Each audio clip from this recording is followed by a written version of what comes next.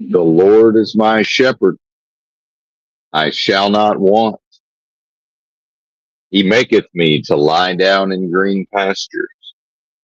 He leadeth me beside the still waters. He restoreth my soul. He leadeth me in the paths of righteousness for his name's sake. Yea, though I walk through the valley of the shadow of death, I will fear no evil, for thou art with me. Thy rod and thy staff, they comfort me. Thou preparest a table before me in the presence of mine enemies. Thou anointest my head with oil, my cup runneth over. Surely goodness and mercy shall continue to follow me all the days of this protracted experience of death, and I will dwell in the house, the most super intelligent power, source, and force of love and creation forever. What's happening? Benton here, crawling out of the truck stop in near Malvern, Arkansas, I-30. Headed up today, going up to Virginia. We catch the Royal We catches I-40 in Little Rock, not too far away now. And I-40 across Tennessee to I-81 north into Virginia. Made 700 miles yesterday, just over 700 miles. So that ain't too shabby. Am I tripping? Okay. Got a little confused there for a second. Wait a minute, where's the interstate? There it is. Kind of a little country exit where the truck stop was. Here's the on-ramp.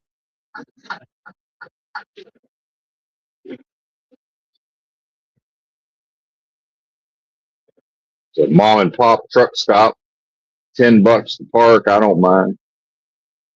Better than having to keep on going down the road on the PC. Personal conveyance. Wasn't into that.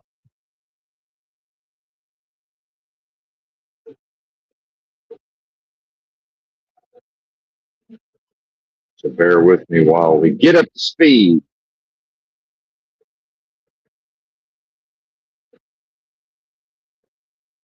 Going live a little earlier than what has been happening recently. Got our second egg yolk drink ready, at the ready. Had some dark chocolate. Probably dip into coffee here shortly. I know y'all like to keep updated. As far as the thumbnail and the stream title, that's just something I slapped together just before rolling out.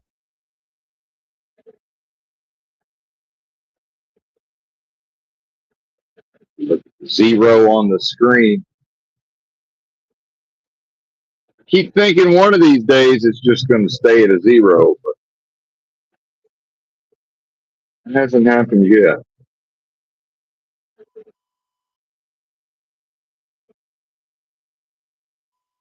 I don't know that tired is the word, but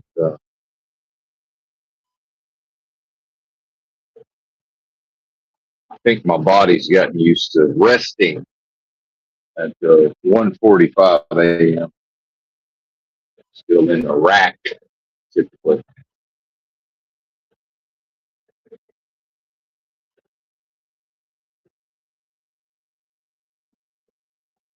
And of course, we put out quite a bit of energy on yesterday's stream. I'm not going to succumb to any pressure to match that output. I was listening to a podcast of an interview with a gambler, poker player, Brad Booth, Yukon Brad. He got famous in the poker world years ago and then ended up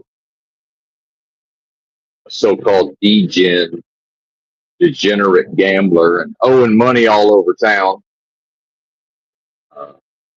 most of which has never been paid back.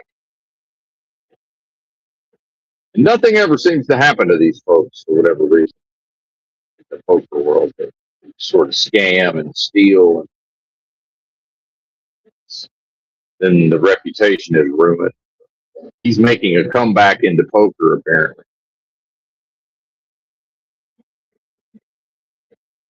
I don't know if there was just no other podcasts wanted to host him, or if he just liked these particular fellas, maybe had a history with them. But I didn't really enjoy the attitude and the presentment of the podcasters who I was not familiar with prior to this.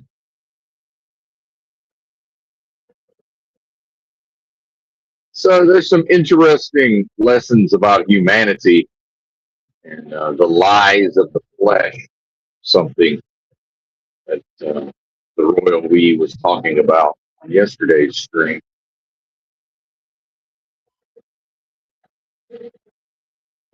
And then sort of this conspiracy, like a societal conspiracy of lying and the interpersonal dynamics, discomfort, perhaps. Because Mr. Booth was getting quite emotional, and then, I guess he didn't want to just come out and say, yeah, well, obviously I scammed a bunch of people and owe money all over town. And there's a lot of people wanting to know if or how, and let's back up. Brad Booth is stating an intention to, make good on all of this. But then a lot of the people he scammed will probably want to know, okay, well, what's the plan to make that happen?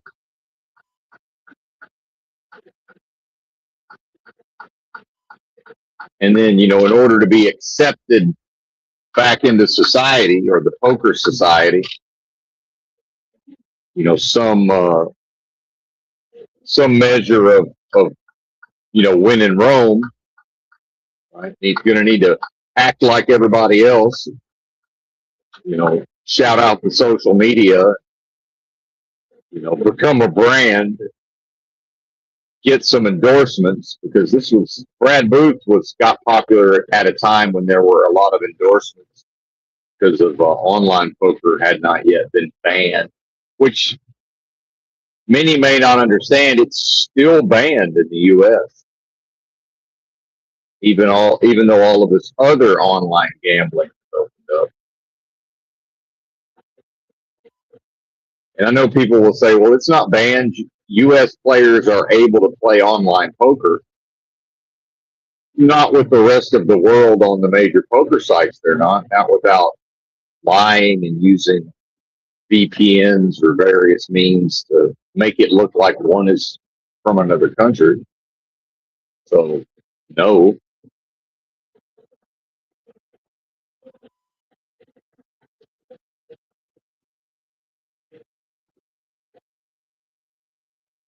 Not the case.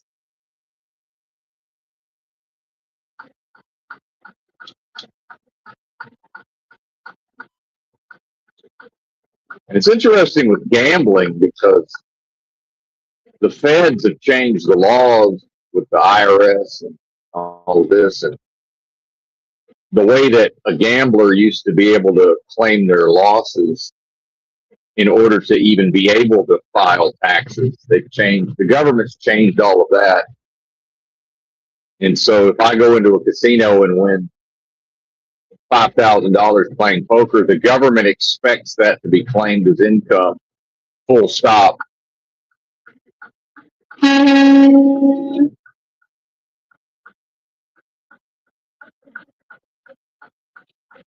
And no future losses can wipe out that tax liability. So, if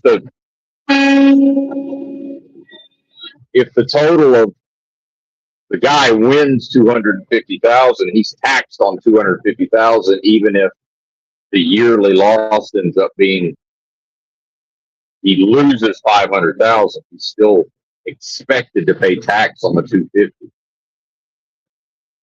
And then you look at states like California that don't tax lottery prizes, where most states do, and probably gambling winnings are simply not considered taxable income in California, most likely.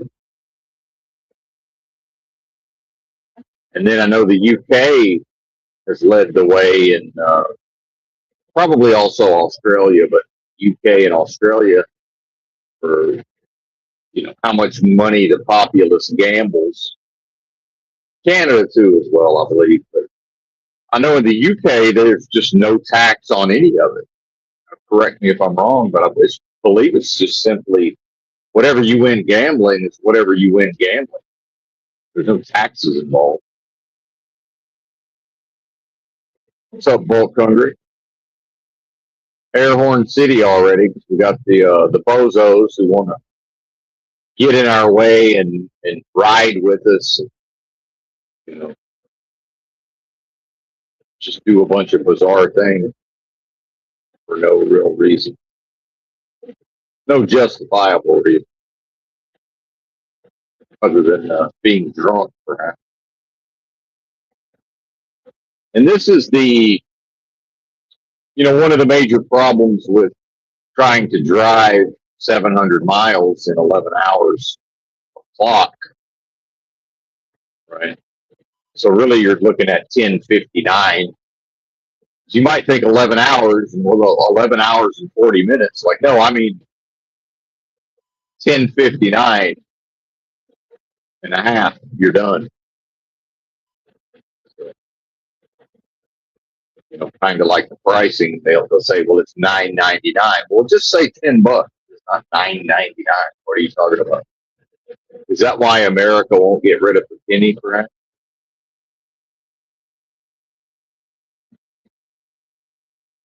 But I was definitely struck listening to this Brad Booth interview. Number one, you could tell he was trying to get real and wasn't able to fully get there. And then one of the two podcasters was just a complete bozo, fake ass person, probably soulless on some level. Not in an evil, harmful way necessarily. Just very glib and above it all. But a nobody, right? A nobody. From the perspective of this world of death game live.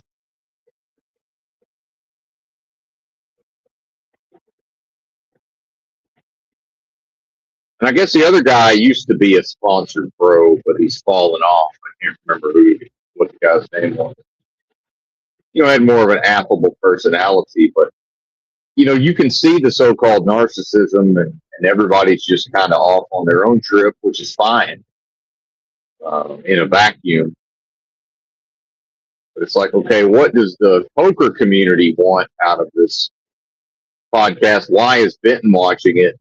There's going to be, surely they would have understood there will be increased interest around this particular episode.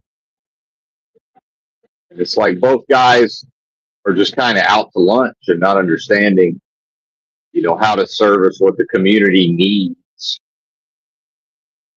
Right? What does Brad Booth need? Because, the guy was on the verge of tears, much of the podcast.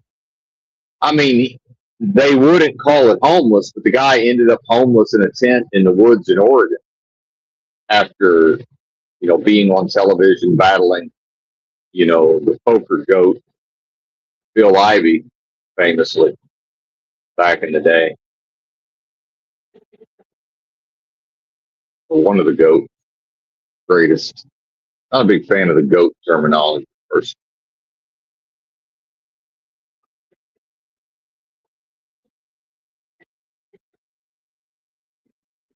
It's like, yeah, some of us might want to hear the homeless story. So, maybe the host could be like, hey, man, that sounds like homeless.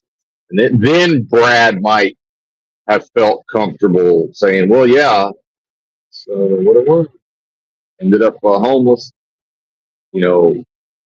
just at a certain point, he was describing hearing workmen nearby and wandering over and just being like, hey, could I work with you guys a few hours a day or whatever?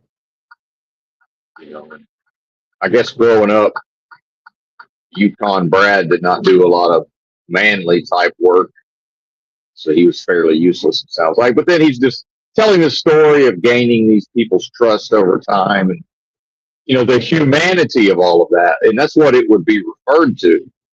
See, and now we're going to get to the lies of the flesh because, the spirit of what I am is really what Brad was expressing just barely, right? That little bit of light peeking through.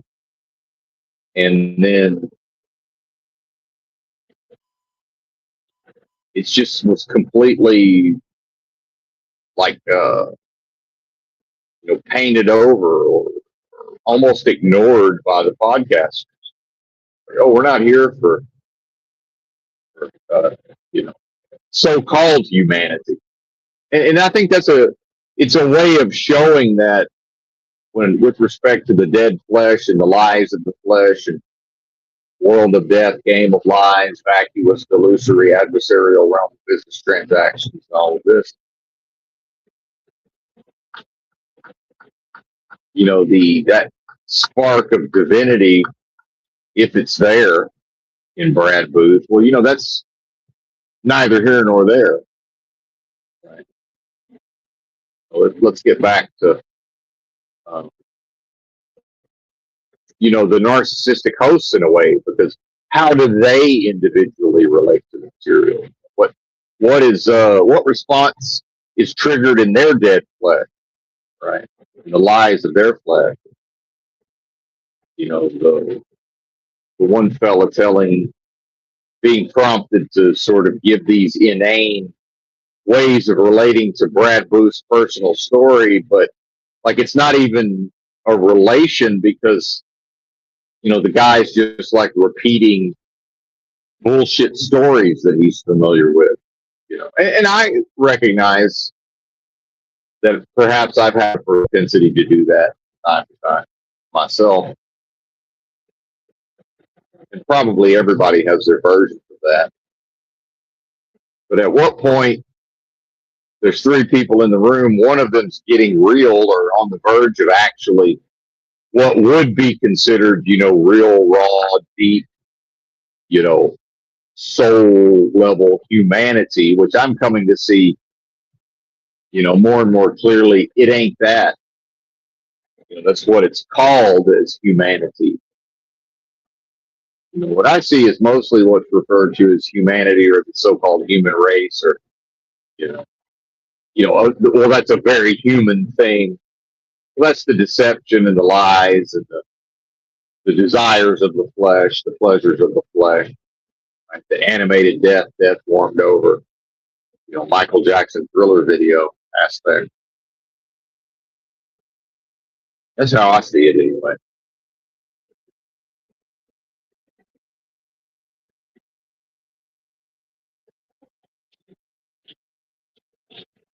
Calling my shot. I think I might have overdone it on the coffee the last couple of days. I can feel my flesh crying out for the caffeine. Let's say caffeine, buddy. What are you going to start threatening me with headaches now? Flesh? So I haven't had the caffeine headaches. This. I only really drink coffee anymore when I'm truck driving. And that's been fairly limited in my return to trucking over the last few months. Now it's ramping back up for whatever reason.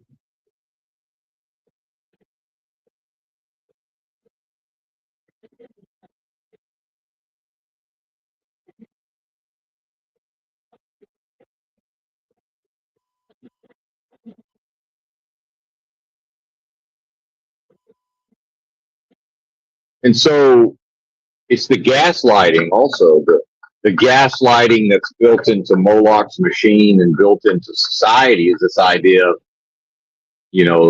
a second chance, a redemption arc, so called. And it's this idea that, humanity is going to love and support humanity. And, that's true. And again, humanity may not be the correct term. I'm still training myself out of using some of the language of this place, right? The inverted world and the world of death and game of lies and all of this. Why does it insist on calling it humanity in a positive light? And so much so that I'm sort of just parroting back the language of the system, to the system at times. And it's, accepted as a foregone conclusion, oh, well, just go ahead and get on social media and, deal with the gambling problem and sort of, fall on the sword of, presenting oneself publicly and taking, and there were no slings and arrows. These guys were fanboys more than anything else. And just absolutely no facilitation of what would be referred to as a human process. Like, hey, man, do you want to talk about this? Like, hey, we're here if you're, wanting to spill your guts, or like, what are we doing here, man? Which means, well, here's why that can't really happen, because the host would need to shut the fuck up and let Booth talk for 5 minutes uninterrupted. Now, if he's telling some kind of story, then they're excited and because they want to piggyback off the story and get their own material out there, right? It relates the story, excitement, and the highs and the lows of all of that. And we don't need to, and I know the audience isn't doing this in the chat, but for the replay crew and just for my own reminding myself, there's really no reason to begin to dissect and go through all the evils and ills of gambling. It's no better or worse or different than any other of society's ills because it's all tied to money. So it's like if I mentioned chiropractic, now there needs to be people in the chat, denigrating and dismissing the validity of the concept of chiropractic. So there's really no need to have a go at gambling as a concept. Hopefully the majority of us, whoever that is, already sort of understands gambling as a concept. It's a childish thing, right? In my opinion, and childish is probably an insult to children. It's a very immature lack of maturity to and what is that need? It's almost like, oh my God, a catastrophe, the catastrophe of compulsive gambling, that might be catching, right? So let's make sure and get out the holy water and make the sign of the cross with our fingers to ward off the, vampire of gambling. Like, well, this is not really the purpose of what I'm talking about here. I'm making some points.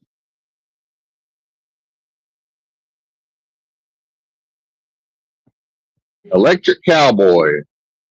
I guess it's still Saturday night for a lot of people. That parking lot was packed here just west of Little Rock in this might be Benton, so Benton or Bryant. Actually, this is Little Rock. Yeah, this is Little Rock now.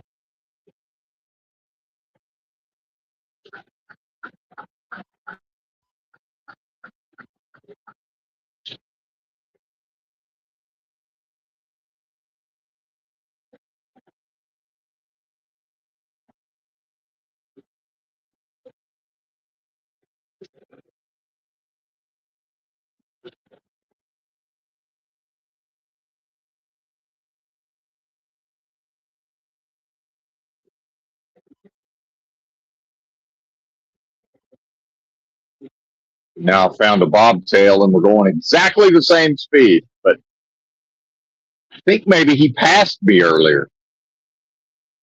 Why are we going the exact same speed in the same space? I don't understand why.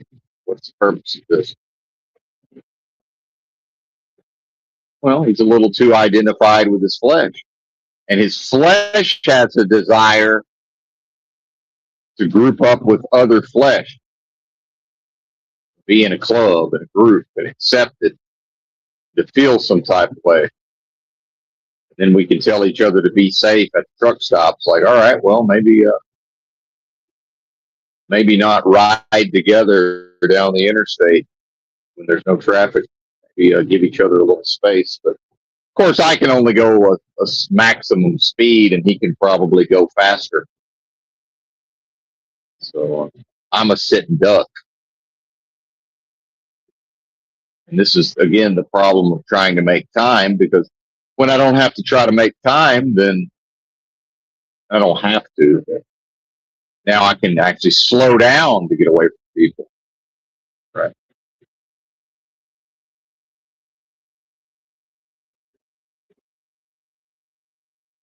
What a concept. And he probably doesn't know or care. Neither knows nor cares what's going on. Lost in the particular, whatever his dead flesh has got going on. But we got a load, so we might be going 68 up the hill. We might get up to 73 down the hill, and there he is the whole way. Just the distance from my rig to his truck, it doesn't change. So he's matching my speed all the way through, and that is predatory. That's adverse. That is a predatory action. That's an adversarial action. That's, very nearly the child, putting his finger in somebody's face going, I'm not touching you, I'm not touching you, I'm not touching you. Right. It is that same thing. Because now how much of my energy and resources that could be better spent, now that gets diverted into, I need to pay attention to him. So,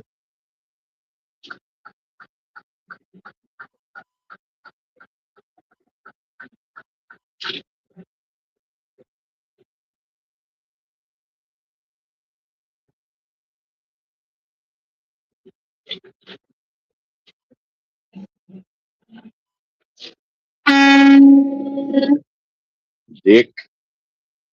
And see, he's doing it on purpose. He enjoys that because his dead flesh understands that inconveniences me. And then, if I'm a little bit unrested or cranky old man, at a certain point, it's like, hey, I'm in one of these meat suits also, so maybe I'll express myself, right? And feel a little bit of resentment or anger. And then what level of resentment and anger is he undertaking? And see, now he's slow rolling me up there. I slammed on the brakes, got all the way down to 50, and now he's up there slow rolling me. So I'm actually catching him now, and I'm going 65, but at 72, I couldn't get away from it. See, that's never not on purpose.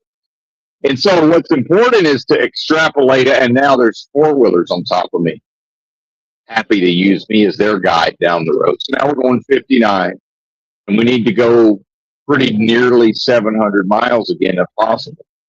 And there's no traffic out here, but it's spiritual attack after spiritual attack after spiritual attack. Why? For what?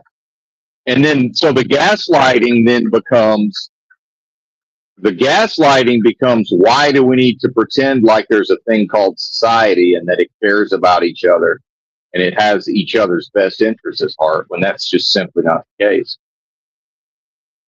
So, like, why? What does that accomplish for anybody? So in Benton's world, pick one. Like,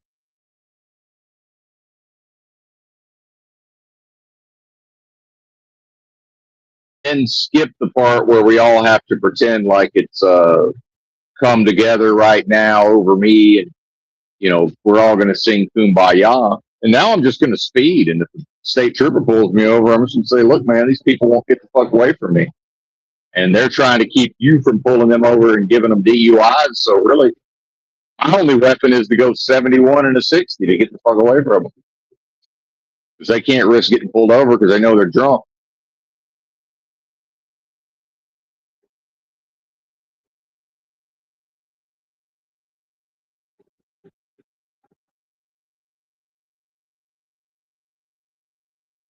So write the ticket, I guess. Or some of the drunks don't care, and now two people are passing it, like I'm not even here, which I prefer. Just get on down the road. And again, it's just simply not possible to observe these people and then later on fall into all this bullshit that Brad Booth from the gambling story in the podcast, he's expected to just go along with a bunch of lies in a world of death and game of lies to be able to, make amends, there's the word, enough to be accepted back into a world of death and game of lies. Thus treating, if he is what I am, now it's to treat that blessing as if it were a curse by default, just to be accepted by a bunch of bozos who are so uncomfortable with the realness and the reality of the spirit of what I am that they can't hold space for Brad Booth to even actually tell his story, even if he's willing to tell it. Because the moment it becomes slightly uncomfortable, they have to do something to release the tension. And that's what they need. And, their needs are going to be placed above anybody else's. They're placed above the needs of the audience, placed above Brad Booth.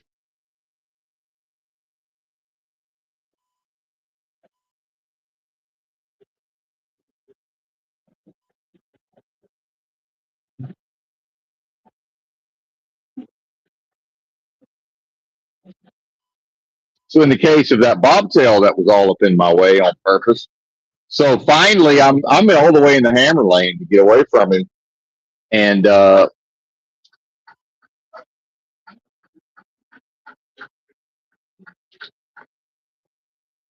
because he's rolling with me on purpose, matching my speed. Eventually, I get just far enough in front of him, so I'm like, "Fuck it!" I just go all the way from the fast lane until all the way in. I just put my trailer directly in front of his truck, and so he immediately pulls out and passes me. Right? Because remember, he can go faster than I can. And he ended up taking the exit down to Pine Bluff, which, if he's from down that way, that's where I'm from. And, that's all I need to know. Fair enough, sir. But,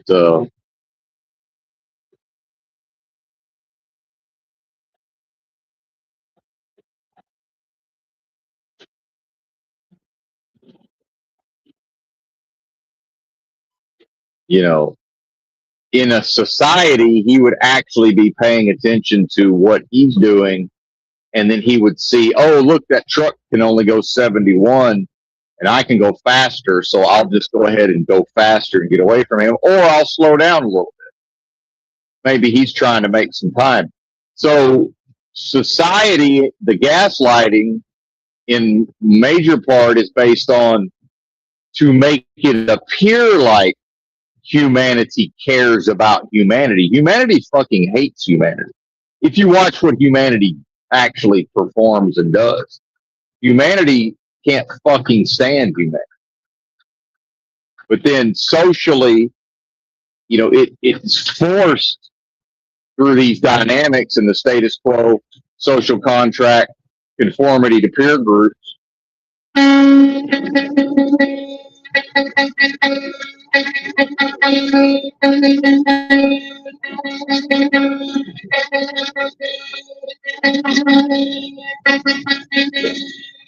That guy can't maintain his lane, so he needed my auditory warning to be able to stay in his lane.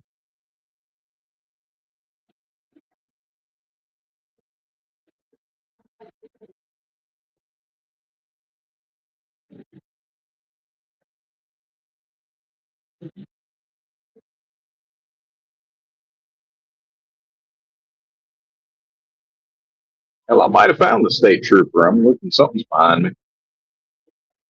Probably just a local, probably just somebody seeing an opportunity to speed without getting caught, though.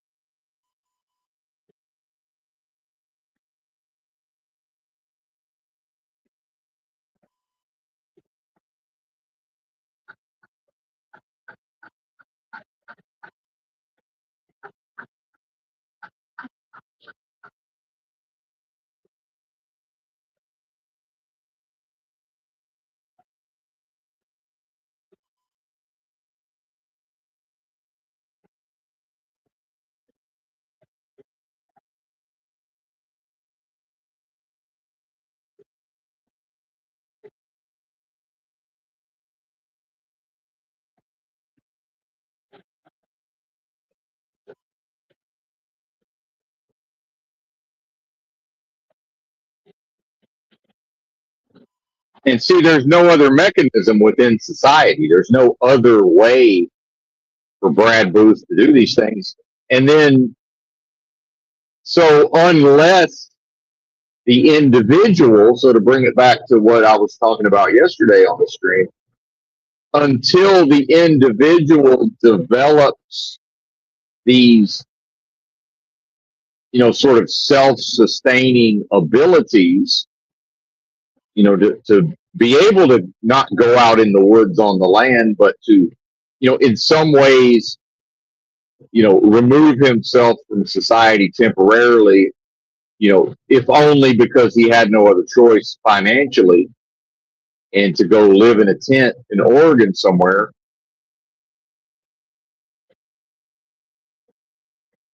But probably not a city,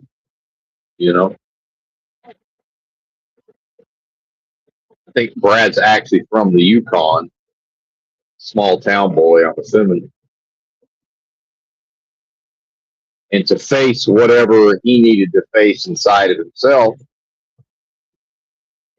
to some extent, but then unless the individual develops and uncovers and connects with their own beingness and spirit within, the dependency on society remains. And I don't mean the dependency for food or shelter or modern. I'm not talking about that's subsistence. Right? What I am can never ever be dependent on any of the various systems of this world of death and game of lies for subsistence, because it is a game of lies, and part of the game of lies is that's built into the game.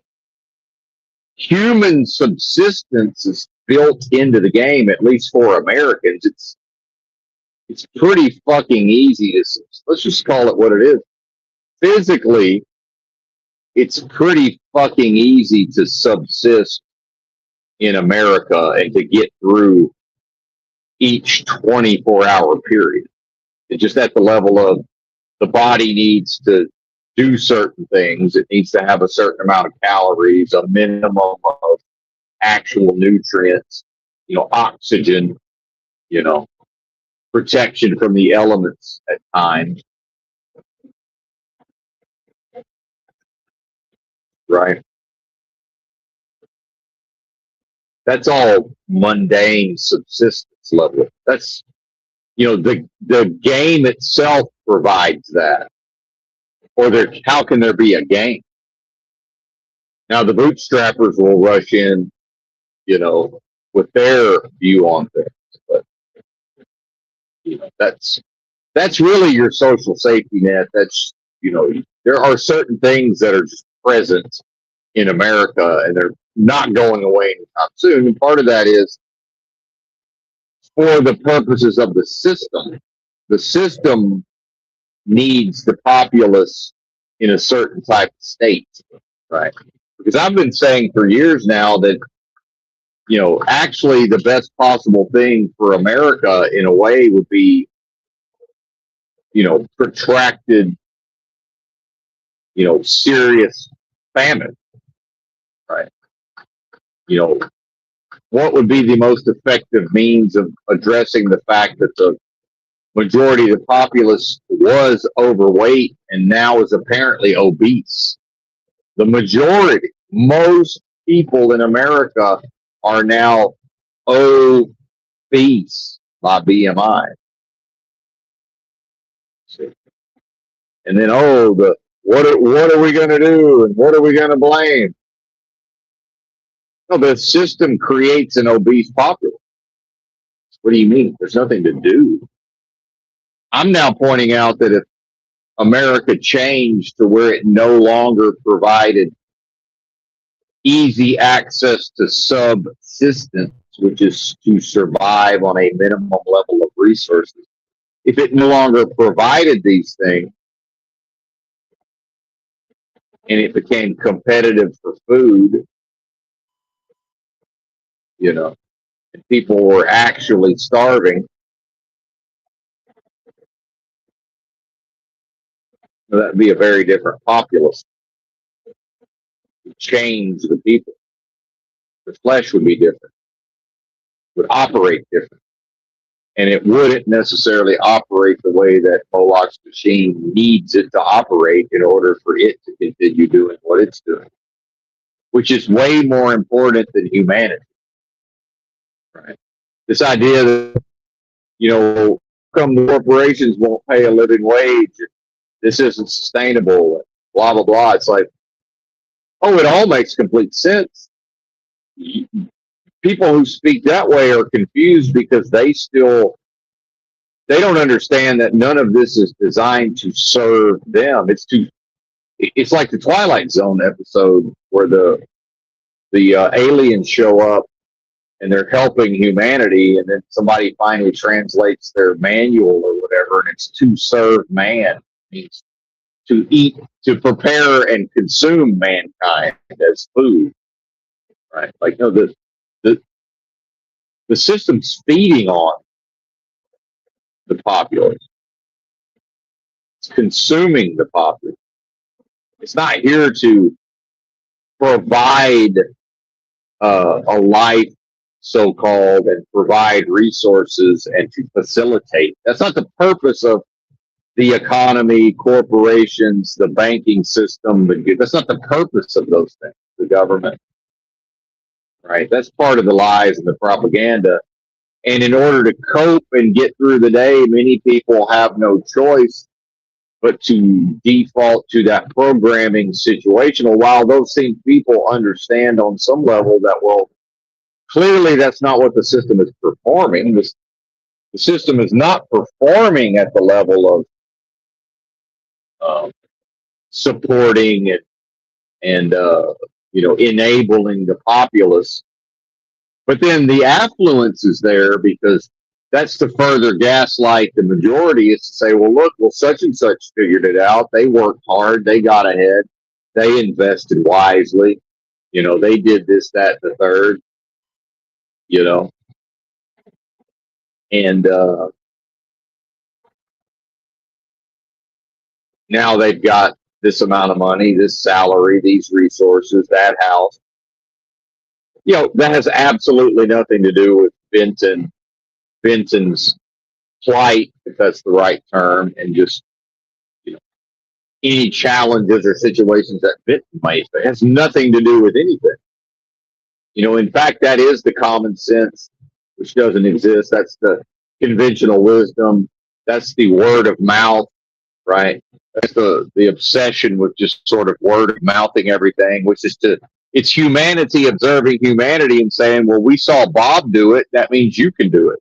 Well, it doesn't become a 4-minute mile to where now everybody can go start a small business or everybody can invest in crypto and everybody can just YOLO and do what Bob did. Right. But it's treated that way. That's a bunch of lies. And it also, why would the system care? The system doesn't give a fuck. As long as the individuals remain beholden to the system, why would the system give a shit? Yeah, go out there and, get rich on crypto, some of you. Who cares? Moloch don't give a fuck. Antithesis don't give a fuck. Antithesis knows, well, I'll just use them.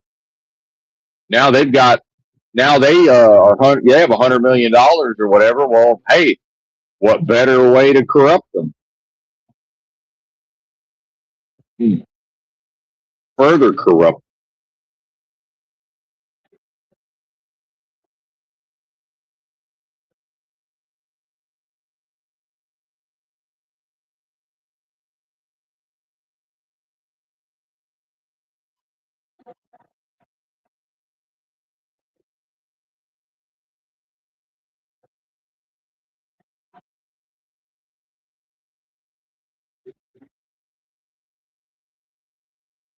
Well, and as far as safety, there's there's safe practices, and that requires attention to detail, vigilance, actual care, and skill.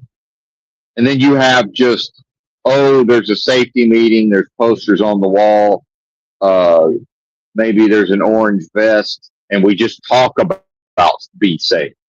And so now everybody feels like everything's being done for safety.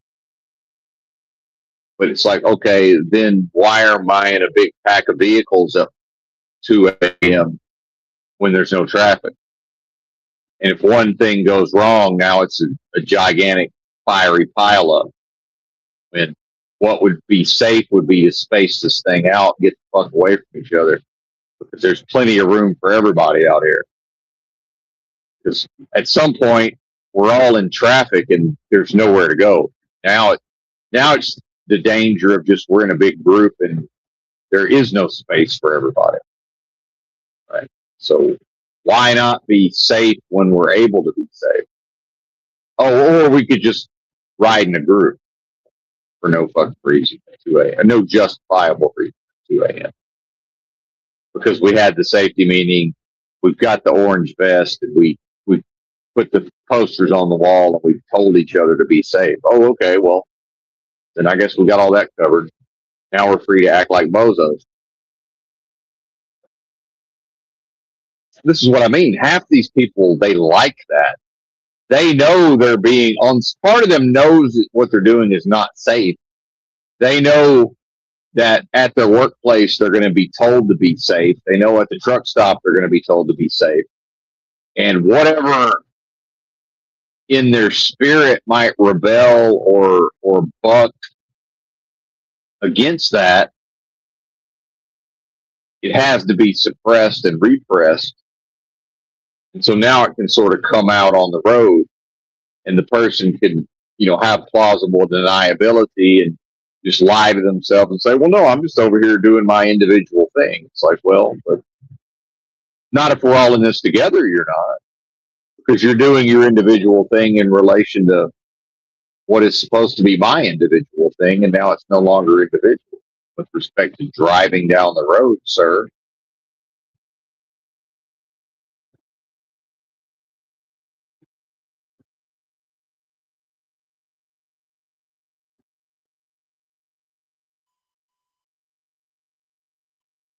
But then I'm still expected to utilize intelligence.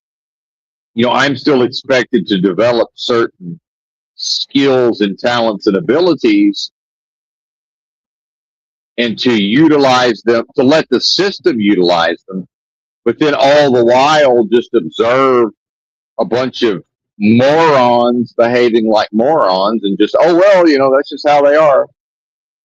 That is the gaslighting. So the system says, well, I'm the system and I'm going to have it both ways. And a lot of the populace understands what I'm talking about. They're pretending like they don't know. Right. They're pretending not to understand all of it. Now, some of them are just out to lunch and there's just nothing there. They're hollow and void, just nothing going on.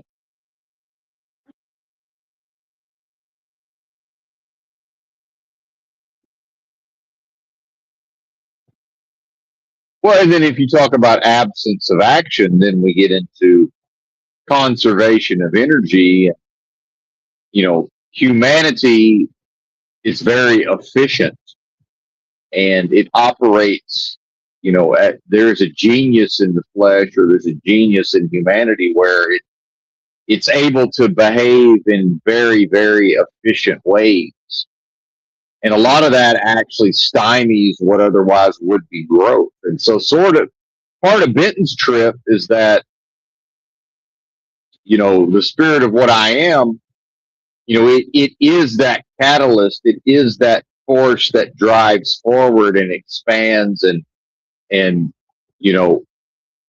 is self-perpetuating and perpetual motion.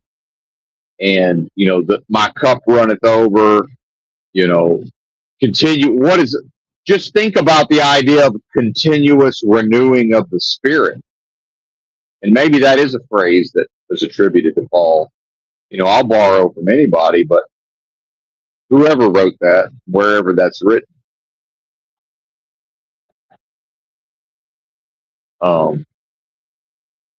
that phenomenon. So in some ways, that's the Jack from Jack and the Beanstalk of Benton's performance, where I've always been shot out of a cannon for the most part, and sort of, what Adam Carolla calls, he has a motor. Like there's something in me that's always sort of propelling me forward. And then in my older age, learning how to be peaceful and at rest in order to further facilitate those periods of activity and healing and restoration, to facilitate that.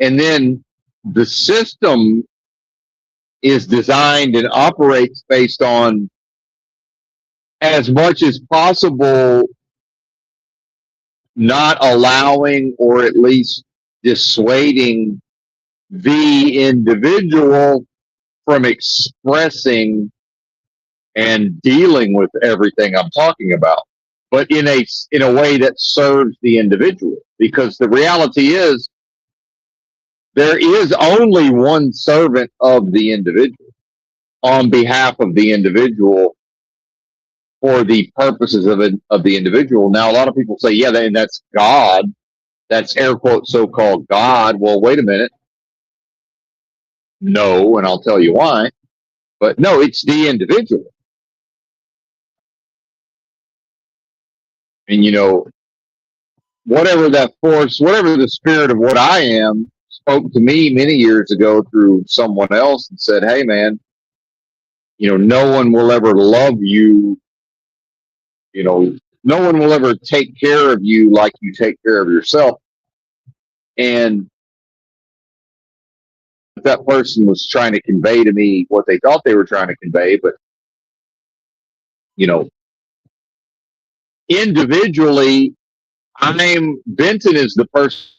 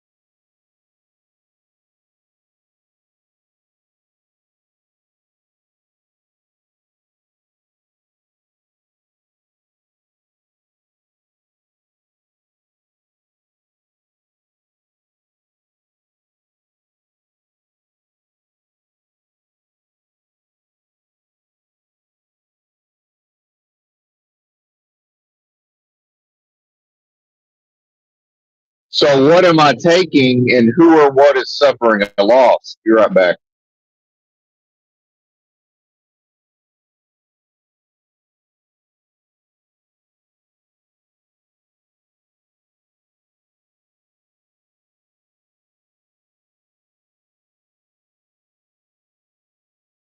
Oh, now there's three. Fantastic.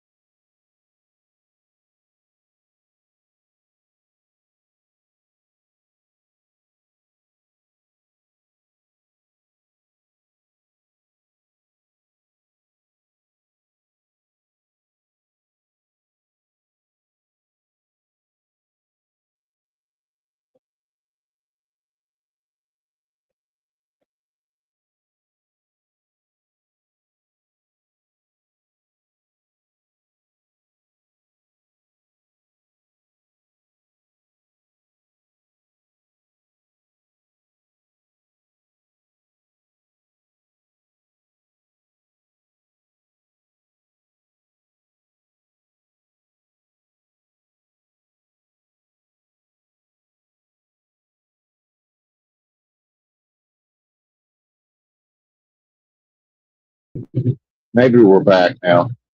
Yeah, StreamYard freaked out. So my apologies for that.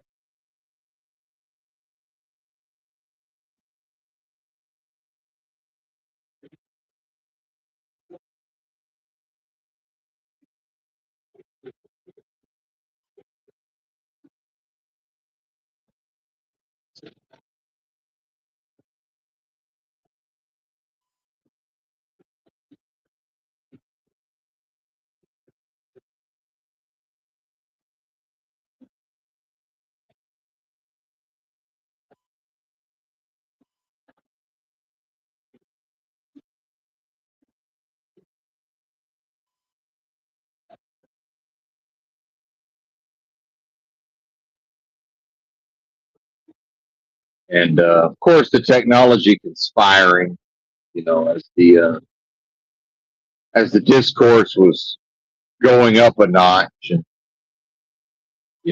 not that any of this threatens the system, because it doesn't, because it can't. But um, it's not how it works here. But the technology did manage to succeed in putting a stop to whatever that particular part of the discussion would have expressed as. No way to get back to that now. So, oh well, another time perhaps.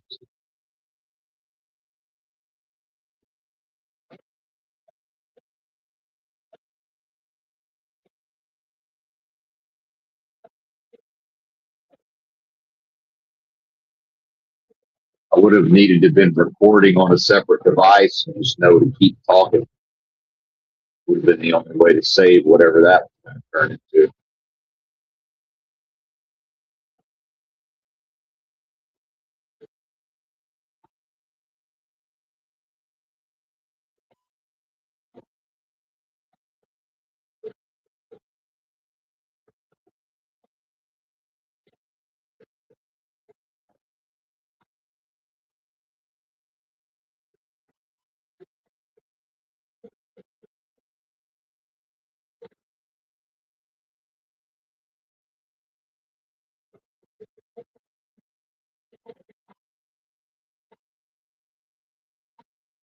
Then I think about humanity and how people's emotions operate, and I think about what I get paid on this. I'm effectively earning a salary, 1,800 a week, but I get paid 1,700 because of the escrow. But let's just call it 1,700.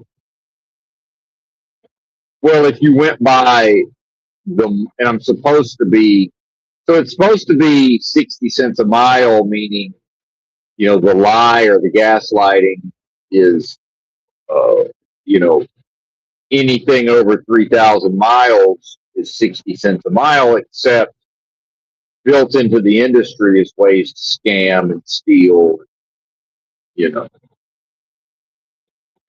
it's realistically never going to happen. I'll never be paid more than 1,700 or the 1,800. So like yesterday, for that one day, so if you look at my salary as a day rate, so what I drove yesterday in miles would have been way more money than I make per day. It's like $420 versus 257. But there's no way to recoup that.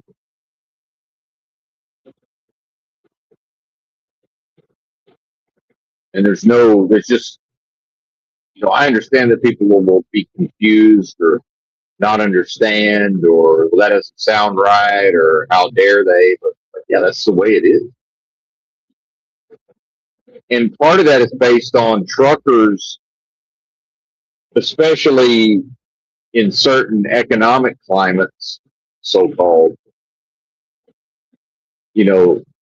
maybe they're coming to this company because they quit the last company or they jumped ship. They've been lured away from another company because a lot of these companies end up having the drivers on cents per mile or percentage of the load. And then some of these drivers end up sitting around waiting to be dispatched. But interestingly, Benton, who primarily does this job to live in the truck, and as long as I average enough every week to do what I need to do financially, I would love to sit around for a couple of days waiting on the load, as long as I understood that, it could be, as long as I had some notion that it might be a day or two, and I could sort of do my own thing while, making sure to stay alert, ready to work. Yeah, that'd be great. Funny how it's almost never happened in my entire career, air quotes. It's almost never happened. And so a lot of those people, in order to hire them, it's now, hey, God forbid you sit around for 3 days. We're going to pay you $257 for each one of those 3 days. Which, yeah, that sounds good and feels some type of way, but, it's not going to happen. Now, every once in a while, shit just goes wrong. And, I had, I think, 3 days. I was broke down for 3 days or whatever. Yeah, it was nice to get paid $257 to be broke down or whatever. But in the long run, it's all going to average out anyway. And then you get into people living paycheck to paycheck. They might not financially be able to withstand a short paycheck, even if later on there's going to be a fatter than normal paycheck, perhaps.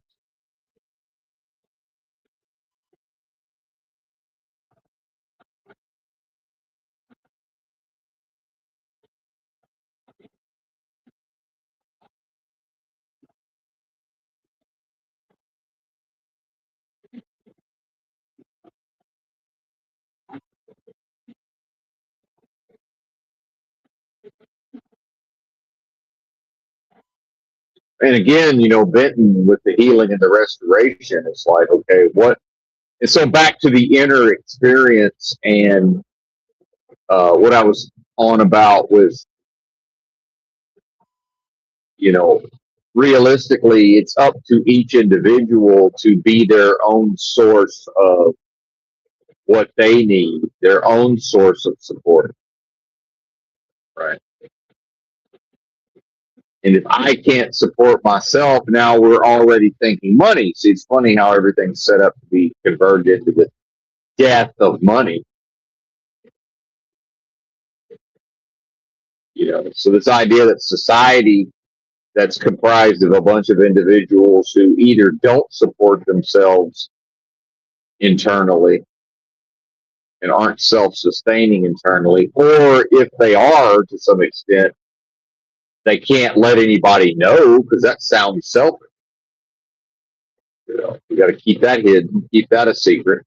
That's a taboo.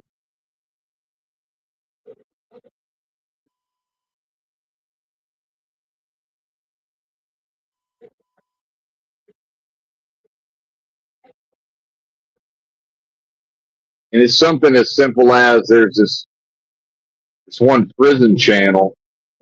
This guy served like 17 years. Well, he killed somebody, committed murder in the context of a fight, and in New York State, and was in prison for 17 years.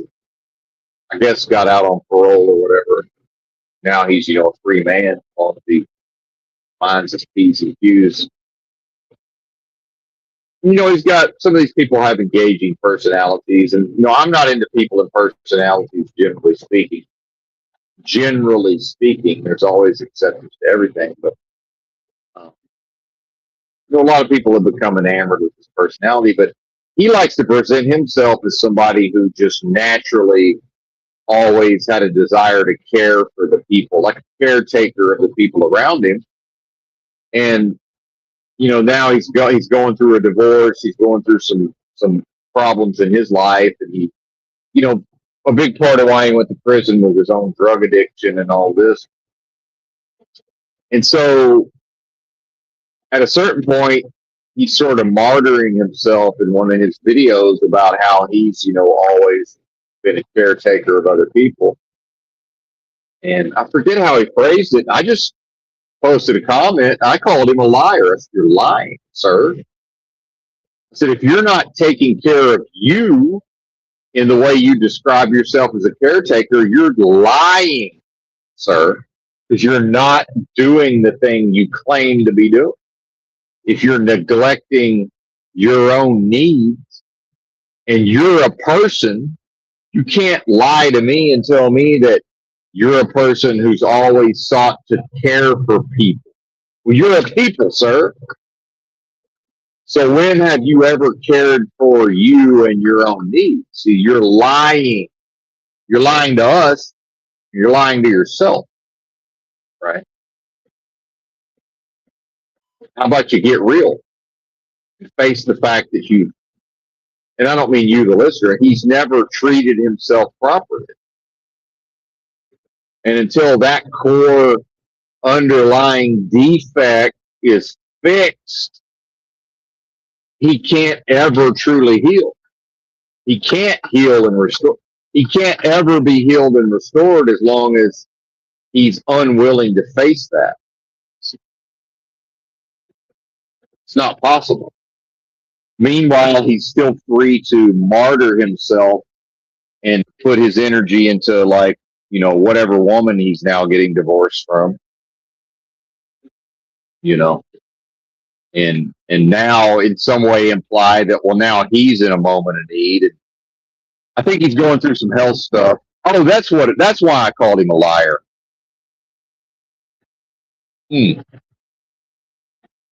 Because he's going through some health challenges, and now he's recognizing that he's going to have to change his diet and the way he treats his physicality. But as like most people, he's not going to be able to pull it off. That's what I was calling him out on. It's like, you're lying. You're a liar. Because now, in order to take care of you, you've got to eat a certain type of way. You've got to do certain things to care for yourself. And so, to continue to view himself as a caretaker to other people, so much so that it's actually been a problem in a way. He's almost describing someone who cares for other people to a fault. And I'm taking him at his word, right? I mean, who even knows? All addicts are users and liars. So, that's an element. Now, he can claim to be rehabilitated. Maybe that's true, to some extent. On some level, but he's a people. He's the person who feeds that person. He's the one who decides the diet of somebody who has heart disease or had a heart attack, right? And so imagine a person in a bed somewhere who's had a heart attack and is now recovering, and you're the person who prepares and brings them their meals. That's literally what's happening, sir. It's just you're also inside the body of the person who's ill. There's not two people in the house. There's one person in the house. So the person who's ill and needs to recover is the same person who's preparing the meals. So why is the person that's preparing the meals going to the drive-through every day or having DoorDash delivered, right? Or eating foods deep fried in canola oil or peanut oil, whatever the poor diet is, and the lack of exercise potentially. Like, why? Because if he's actually a caretaker and I take him at his word, well, he would never give that food to somebody lying in a bed who's recovering from a heart attack, because he knows in his brain that's not the proper nutritious diet to give to somebody who's attempting to heal from these maladies and disease or disease. But it's okay to feed that to yourself? What are you talking about?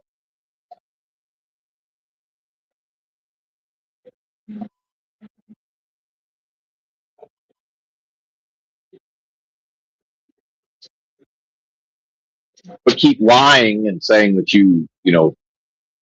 it's he's almost presenting it as a problem in his life in some ways, that he's so preoccupied with caring for individual humanity. Like, yeah, well, but that's not true.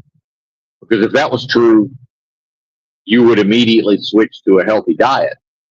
You would immediately adopt healthy habits. So the fact that he's not doing that proves that he doesn't take care of people. So in fact, it's been performative. He's not a caretaker of the people around him. That's a lie and a coping mechanism. He's lied to himself, and he's performed as a caretaker to manipulate, because drug addicts are manipulators, and that's a way in which he's manipulated the people around him. And a lot of that has been through the mechanisms of guilt, fear, and shame, dressed up as taking care of a person, right? And telling them a bunch of lies, which is probably why his wife is divorcing him.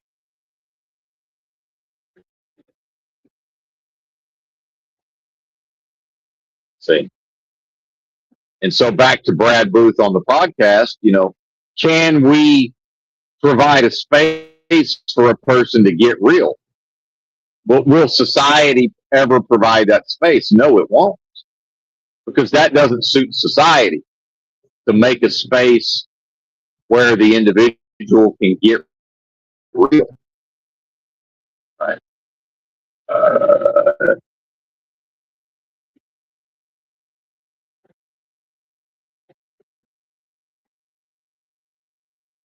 And it also ties back to the confusion of when I first started this job, first started getting paid, I ran into that homeless fella in his 20s who just got out of the hospital. And the only reason he was in the hospital was for his brain is sick, right? His mental illness. It's caused by society, of course. Am I breaking up, or am I just becoming too accusatory now? We're down to one. And then there was one. We're going to zero. Am I boarding?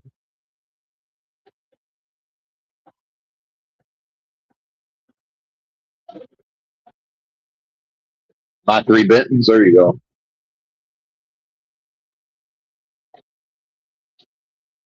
Audio back. Okay, I guess we dropped off briefly.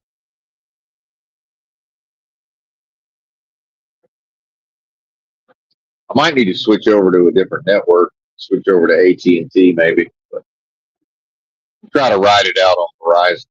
See what happens.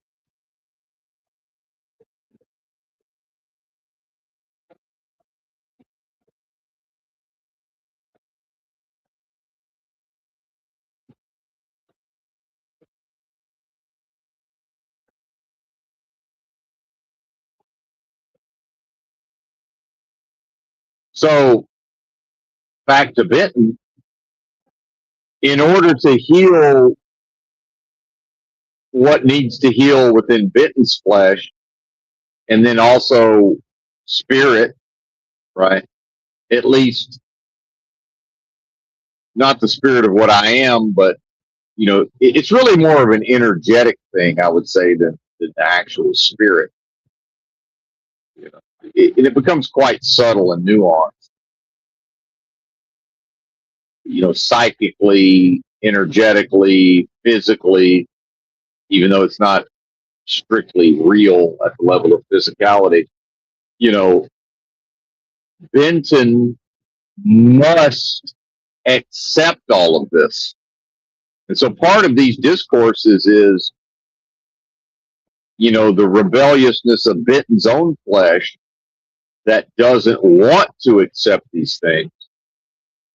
And then talking it through is a way to sort of cope with the not wanting to do a thing. But then it also, since I'm also an audience member, I'm hearing myself say these things and then feeling my abdomen and then understanding and appreciating in the moment, well, sir, you must accept.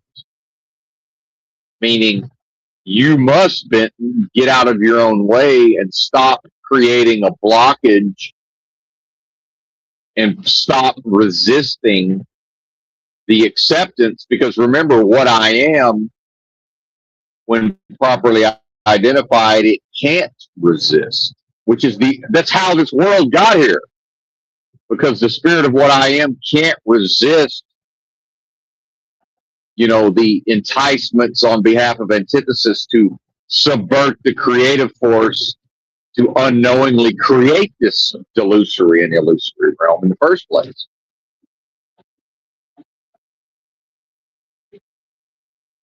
Like it's a conspiracy, right? It ends up being a conspiracy of the spirit of what I am, and contained within which is so-called Antichrist or, antithesis. Oh man, they don't want to hear that. They don't want to hear that. So the idea of Antichrist, and it's the idea maybe of Satan inhabiting the flesh and ruling the world or whatever. Sounds a little bit like the Christ story in a way, don't it? Having this great influence or sway over humanity.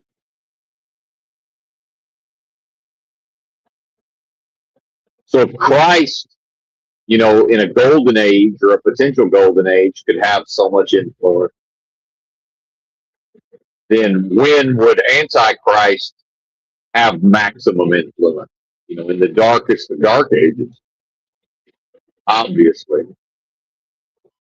And so now we get into the idea of the mark of the beast, 666, and all of this stuff. And everybody looking for Antichrist and trying to say, well, is it Donald Trump? Is it this? Is it that? Well, I'll tell you where they never look, and they never consider, what if that's you, motherfucker? What if it's your flesh?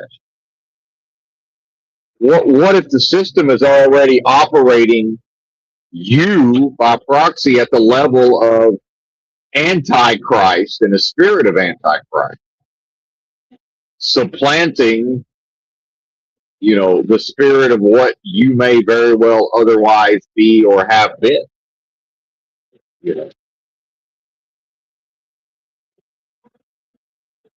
to the blessing of what I am taking a back seat to curse and manifestation and bringing forth of curse, and the idea of the only so-called unforgivable sin being blasphemy in the Holy Spirit. Well, that's would be more blasphemous in the Holy Spirit than the Antichrist, whatever that is, entering into the individual's flesh and expressing through the individuals. You know, but that's why is that not even considered even for a second? That can't even be possible.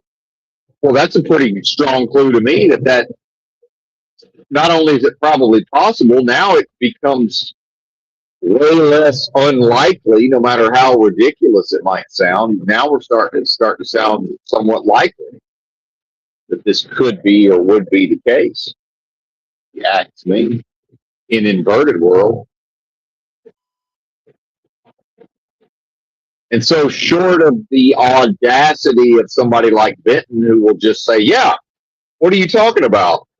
There's no such thing as righteousness, and a man bringing forth and expressing righteously. I am that one. What I am is the way. What I am is the truth. What I am is the life." You know, that audacity, the sheer audacity of that. Well, I would say anything short of that sheer audacity unlocks and enables the possibility of Antichrist residing in the flesh of the individual or an individual. You know, why wouldn't it? So to stop short of the bold expression of, well, maybe it's possible for Benton in the context of the performance and the performer in a world of death and game of lies, maybe it is possible to facilitate the resurrection of the risen, ascended Christ within this dead flesh, the victory, Christ's victory over the dead flesh and death itself, traveling the underworld in the meantime.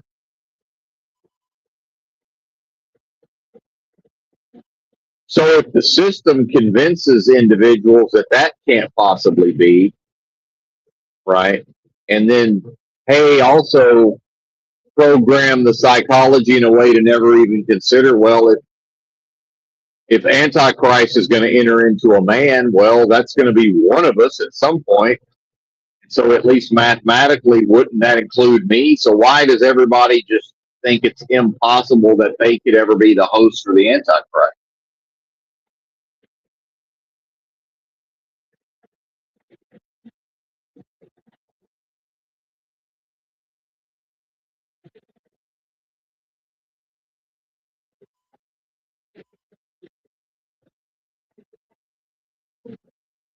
And I'm only talking about the way that Christians seem to understand the concept of Antichrist.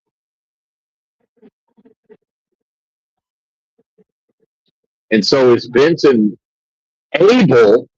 It doesn't come, it's not willingness at a certain point, because no spiritual surrender means no spiritual victory. What I am is victory.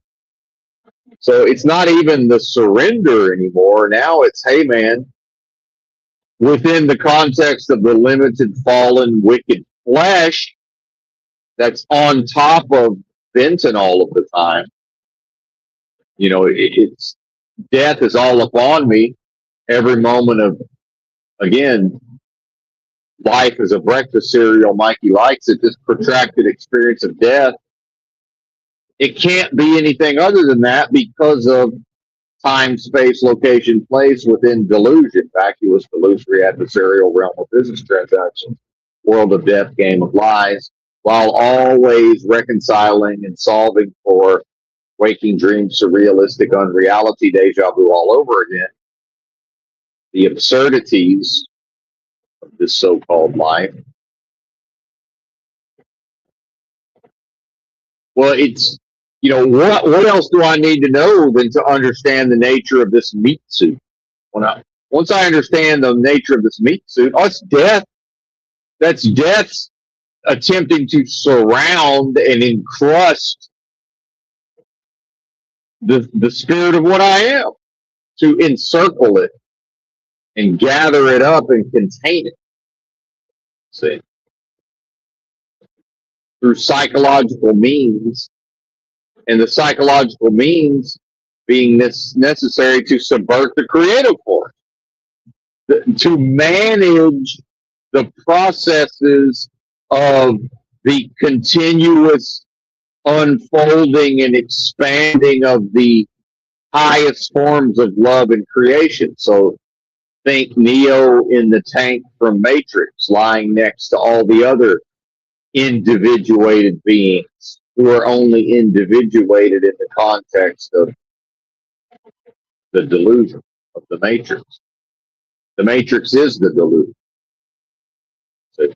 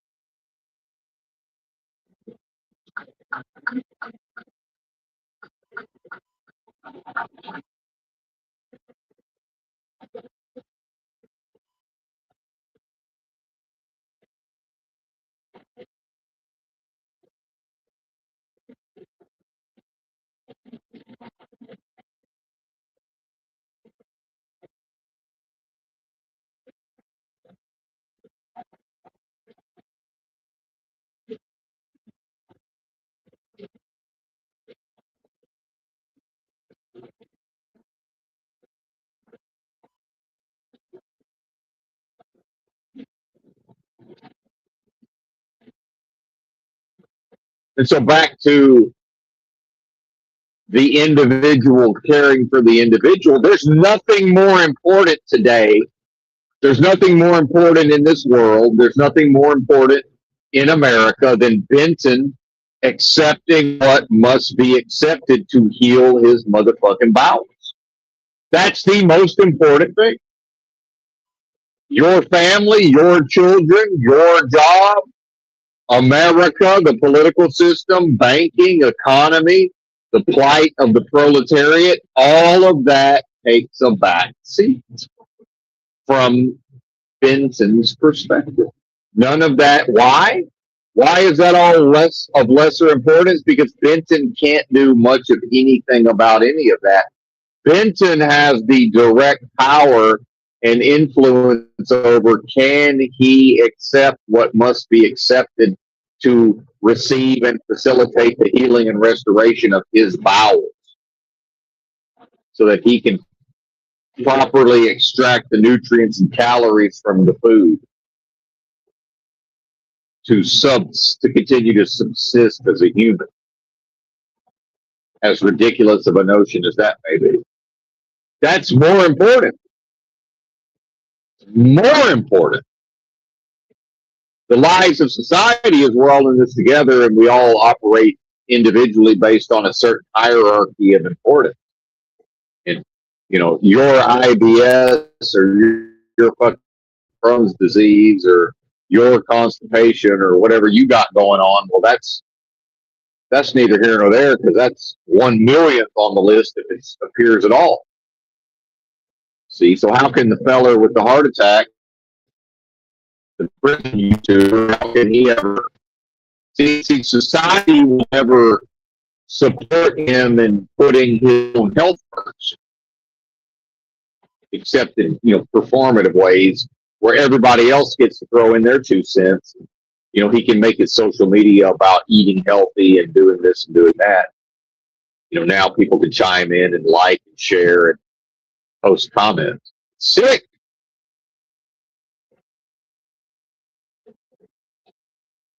It's a sickness.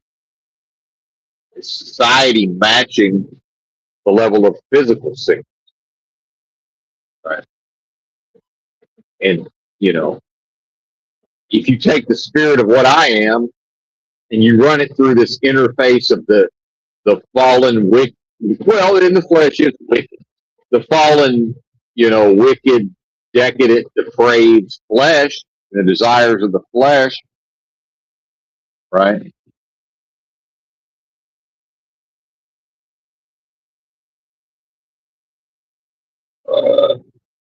That it's pretty easy for the psyche and the spirit to get attached to a notion of, well, then the spirit must be ill, you know, all of these other things, and it falls right into line.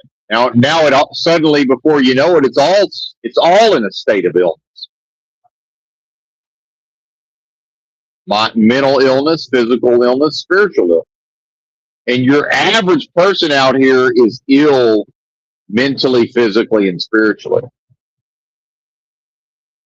Period. It's just what it is, man. And they're the only ones that can resolve that. Nobody else can do a damn thing about it except prey upon them and lie to them and take their money, medical coding and billing. And a doctor. Now doctors, I'm hearing, have to have two jobs. They have their main job, and then they have like their own, sort of side hustle, independent practice. So, the one job probably pays the expenses and everything, and the other job is how they may be able to fund their own retirement and their own health and their own insurance. All of this. Doctors more or less live paycheck to paycheck in a way, right? In a way.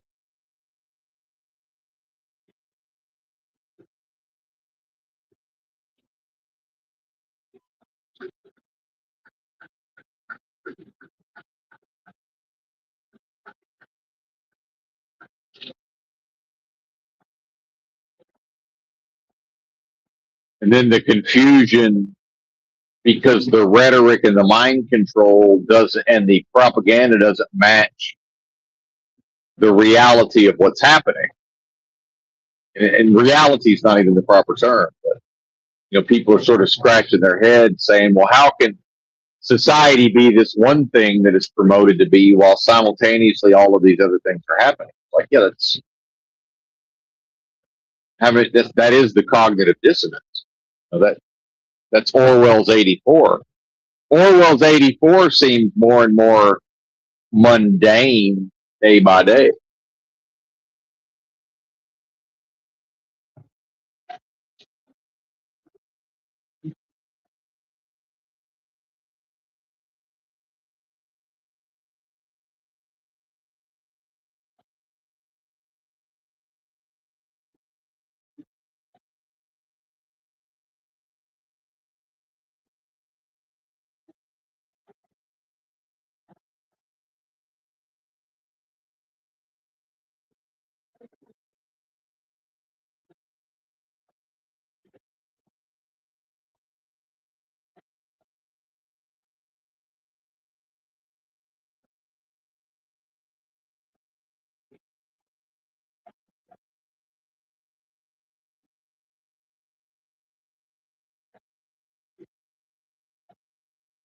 So at a certain point, what's there to even be said about any of this? Because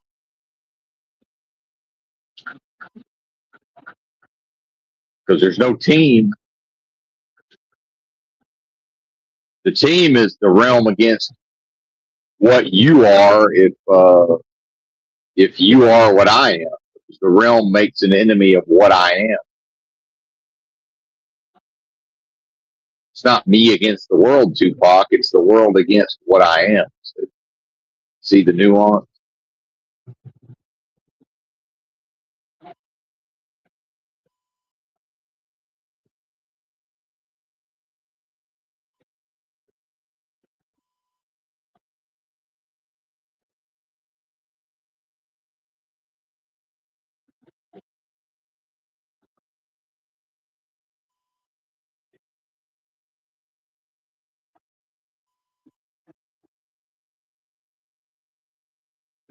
I accept in this moment that there's discomfort and pain, in my abdomen, and that's because of that is the healing, in conjunction with powerful healing herbs and, natural laxatives to some extent, but not in a, toilet humor um, uh, type of way, X-lax in a, herbs and natural substances that uh, prompt the, the function of the bowels to contract and move things along, and then to understand that all of those years of year after year after year of unhealthy condition, you know, that those bowels and intestines would have lost a lot of their natural ability to, you know, in the way of a muscle to push things through the system. If that makes sense. And so some of regaining that function is, almost like lifting weights. It's the struggle and the putting forth of the effort, and then the soreness and the just, how that can feel uncomfortable, the strain and just the pain associated with that, and accepting it, you know, but not to run to medical coding and billing and say, hey, this is what's going on down there. Can you help me? That why isn't the information there to say, well, that is the help, sir. What you're feeling down there, that is the help. So why are you seeking something outside of yourself to actually intervene and potentially circumvent your body's own natural process of healing and restoration on behalf of the spirit of what I am? And what's the point of having a powerful mind in one's noggin if one doesn't access it? And I'll just go ahead and say it. We can talk about air quotes so-called God, but I'd say at least 50% of this healing, this great healing and restoration that continues to occur, and it's been going on for 4 years now or whatever, 50% of that is solely based on the power of Benton's mind, and Benton choosing to tap into the power of his mind in a commitment to just come what may, this is what we're doing. If I don't like it, too motherfucking bad. Deal with it, buddy. And accepting, okay, well, at a certain point, accepting, yeah, well, it's 2 hours of fucking 8 out of 10 level nausea every day, and that's just what it is. And there's really no point in complaining about it, or just might as well accept it. Right? And now it's, feeling some type of way down there in the guts. It's like, well, that is the healing, sir. Might as well accept it. I don't know what to tell you. There's nothing to be done.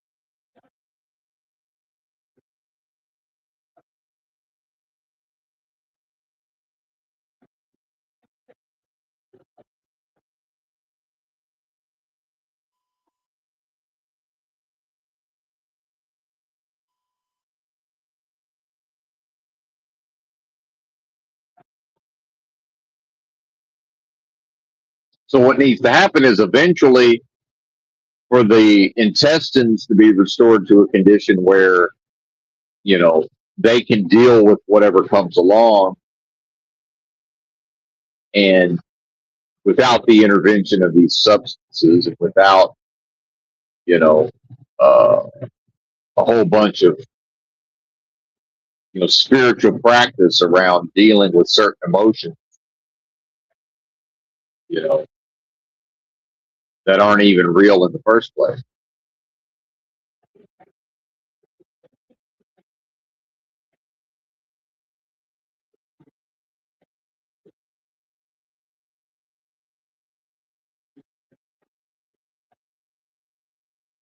And then, the propensity to attach to become attached to the emotion, simply based on the fact that it's an emotion and it's a feeling, it's a perception, or the perception of the feeling or the emotion. It's like, yeah, great, but that ain't me. These negative states of being, what I am can't even experience that, only within this illusory realm. I mean, that's the waking dream, surrealistic, unreality, deja vu all over again. Like, this ain't even possible, strictly speaking, outside of a specific context and means.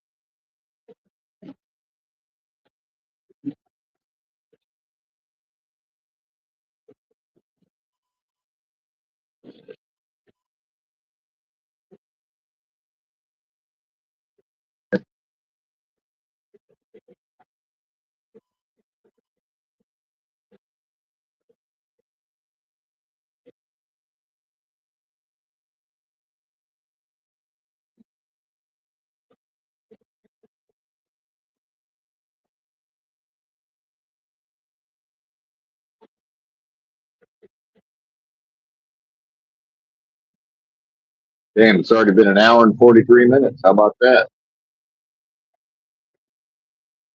Not too shabby.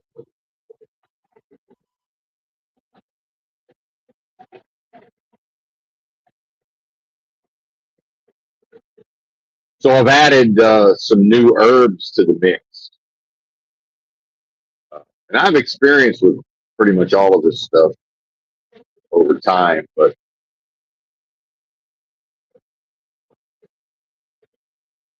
um,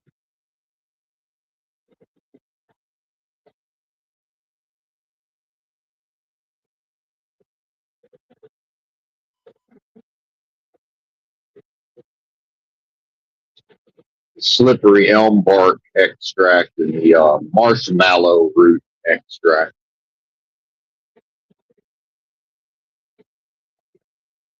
supposed to be good for the mucus. The mucus, if people aren't aware, there's a lot of mucus involved in the intestine.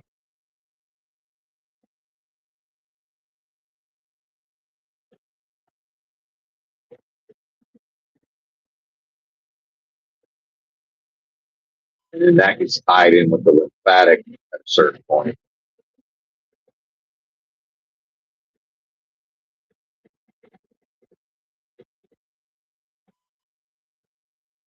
The lymph.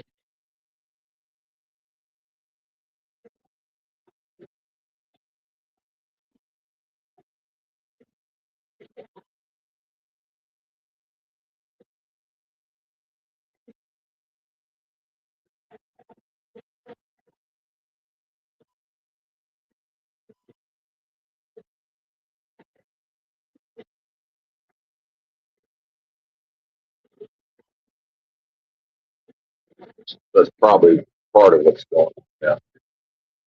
It's definitely not the most comfortable feeling.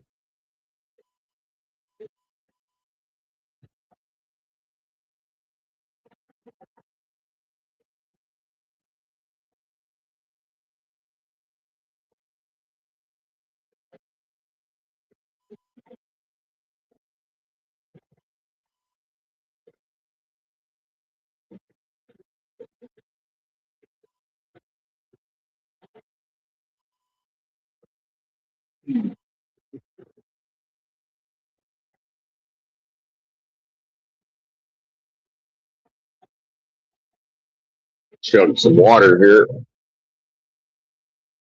Almost time to find somewhere to take a bathroom break.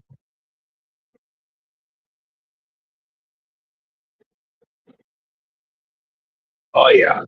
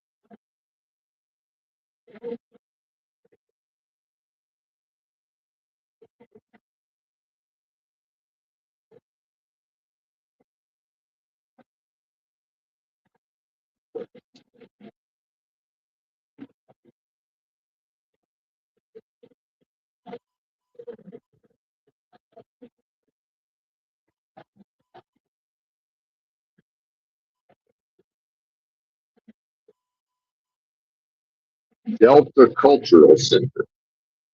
Yeah, we in the Delta. We're about 50 miles west of Memphis. I'm 40.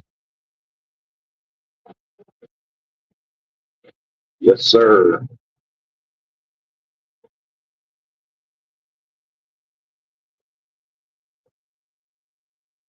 With another holiday coming up, New Year's.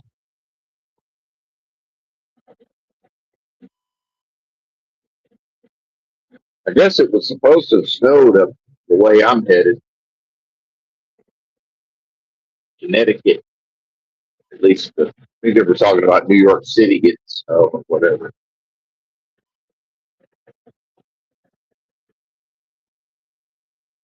Far less than prophesied. I'm already hearing. And yeah, that's usually how it goes these days. Every storm is portrayed like it's the apocalypse. Turns out not to be much of anything at all. Most, not always, but most of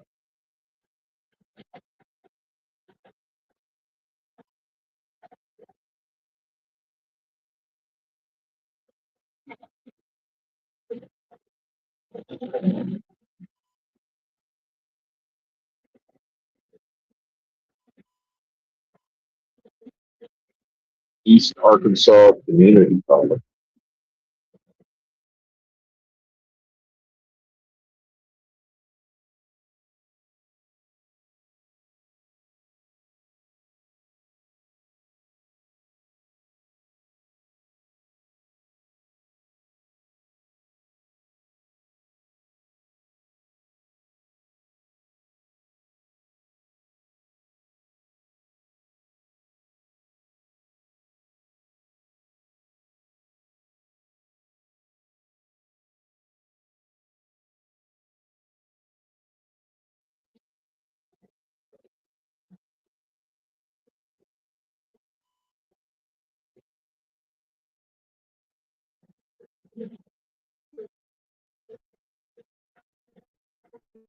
And I don't expect to be a lot of people, but you know, it's probably a trickle of folks that'll move to Arkansas.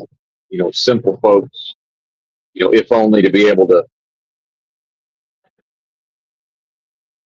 work a low-level job and you know, actually have a very basic lifestyle.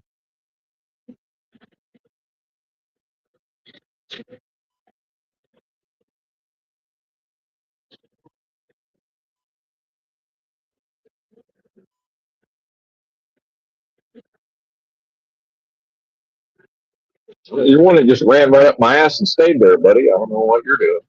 I'm going 62. Why aren't you going whatever speed you were going to? Oh, it's one of those bozos in a sprinter van.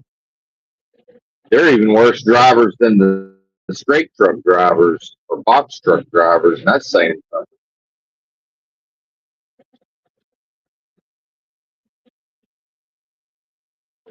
Most most of the straight truck drivers are pretty bad drivers. These take cake. These fucking expedited vans, just god awful.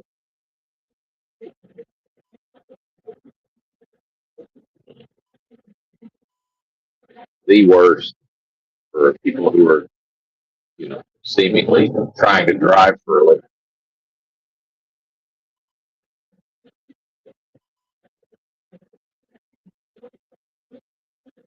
I mean, and does anybody ever start on 18 wheelers and then the next thing you know, they're driving an expedited van? Like, I'm sure it happens, but I think a lot of this box truck or fucking expedited van or hot shot is a bunch of people who don't want to nut up and just say, fuck it, let's start out on an 18 wheeler, learn how to actually drive.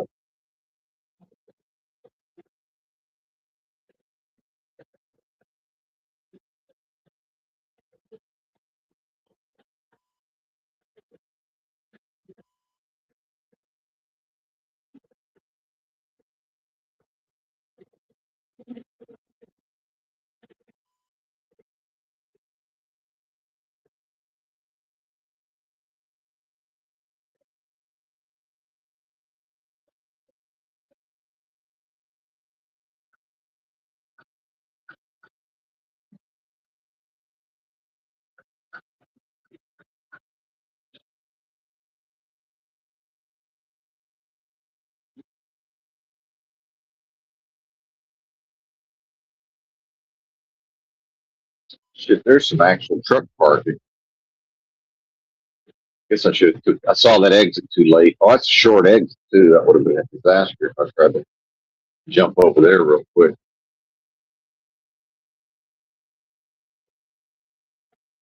No bueno.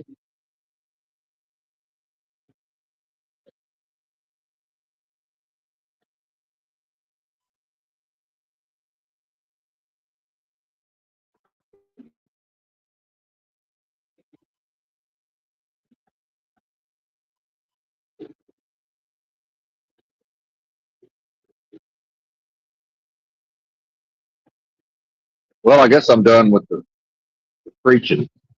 That's what that was. So we've transitioned into the non-tent portion. I mean, there's such a lack of content because of the holidays. I don't know what am I going to do in the stream. Try to find something to listen to on YouTube. That doesn't seem realistic.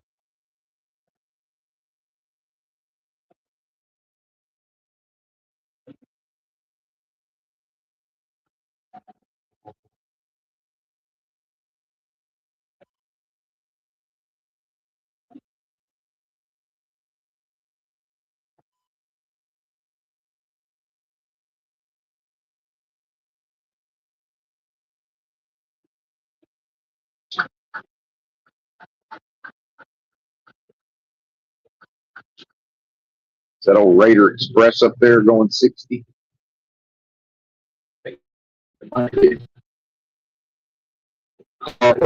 a four-wheeler on her tail.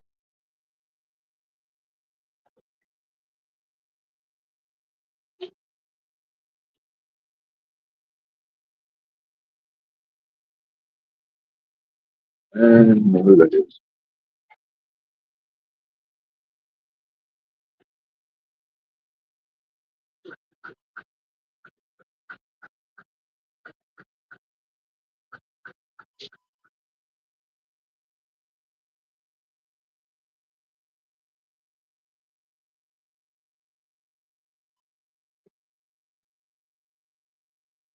No, who that is.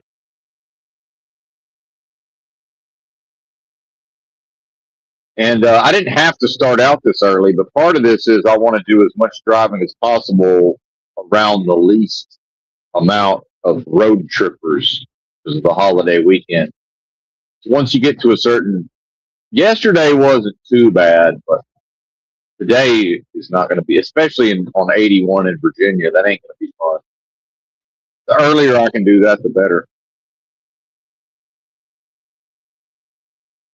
And I'd say there seems to be less road trippers overall than in the past, but kind of a hard thing to measure.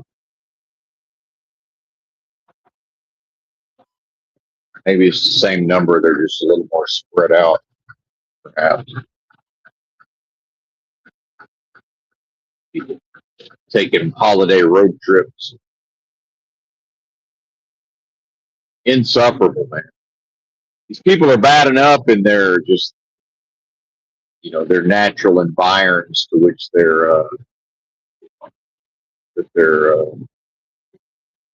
habituated to, but get them out of that onto the road and in the truck stops. It's a fucking nightmare, or can be.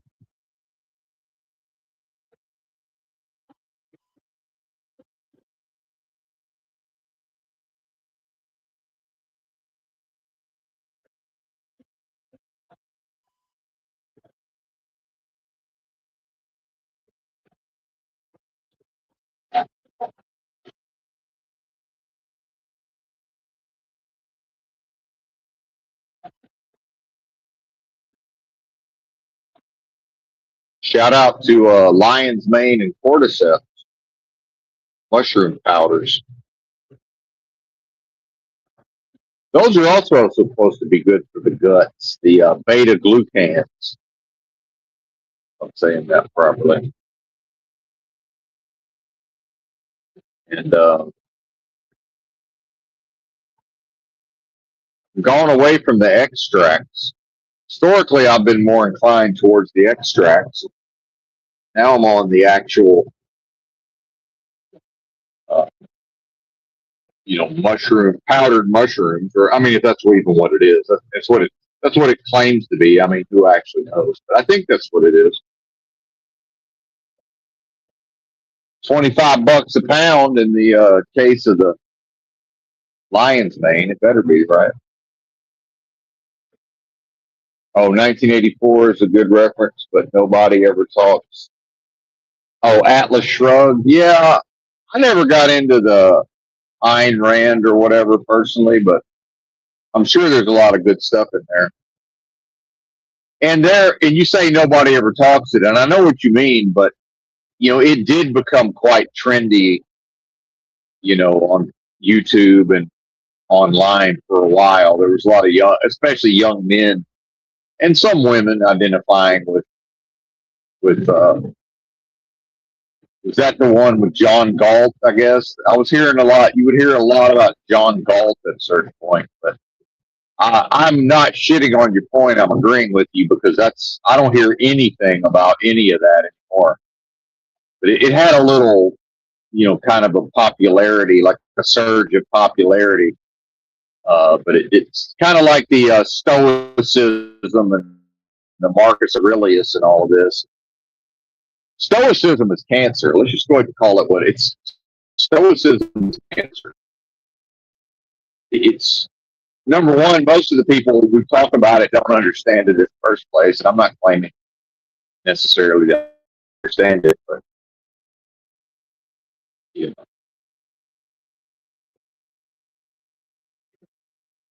it's a fucking side issue, I would say. But I don't even really want to get into Stoicism. But some of these movements, it sort of becomes, 48 laws of power was a thing. So I guess I'm more talking about a trend, right? And I talk about 1984, uh, because it's pretty easy to see those elements, unfolding daily. But then, and this probably says something about a book that many people were forced to read in school. Well, I wasn't. And I probably tried to read it as a youth and didn't understand it. And then came back to it later. Like, wow, this, you know, it's pretty much just a description of, daily life in a lot of ways.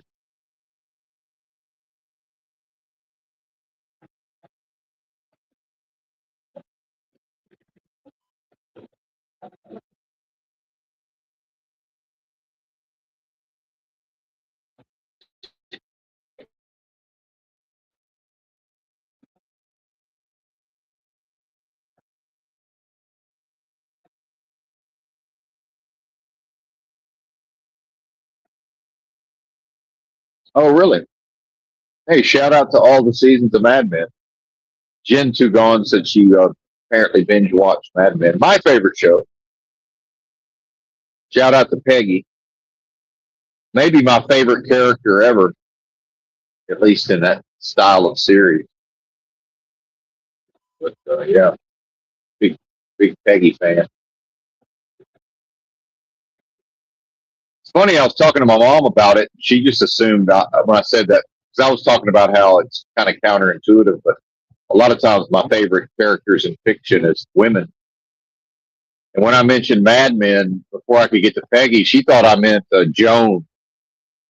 I was like, no, I don't. Not the one I would want to marry or bang. I'm talking about the one that I like to watch. In a dramatic sense. I was like, no, Joan absolutely all my favorites, but you know, more of for other reasons, and not just the purely physical. But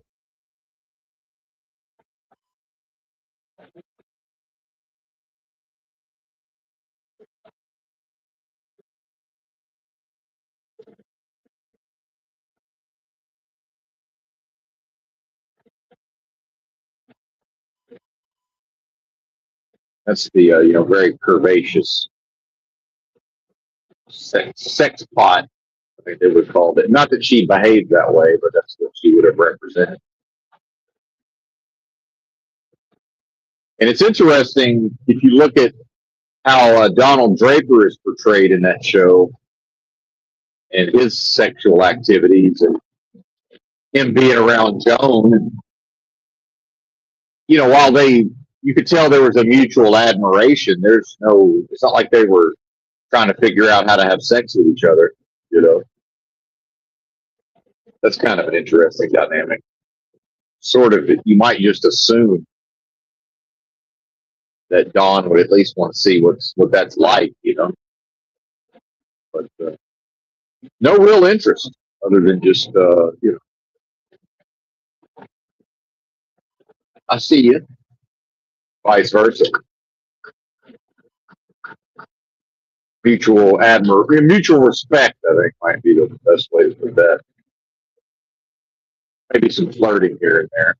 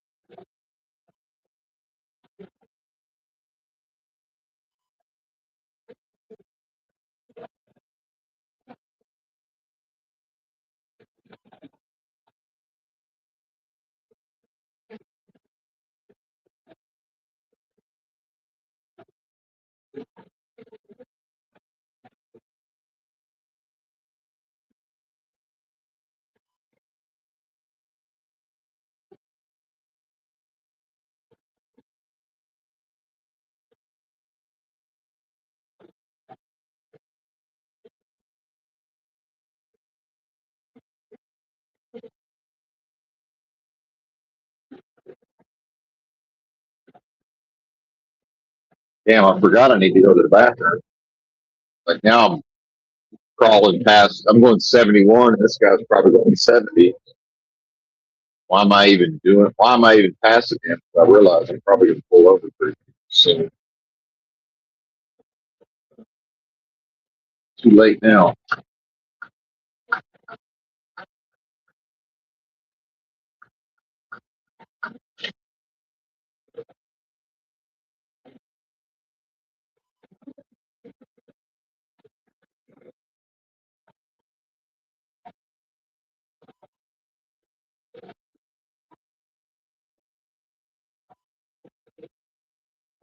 But yeah, there you go, Jen. Yeah.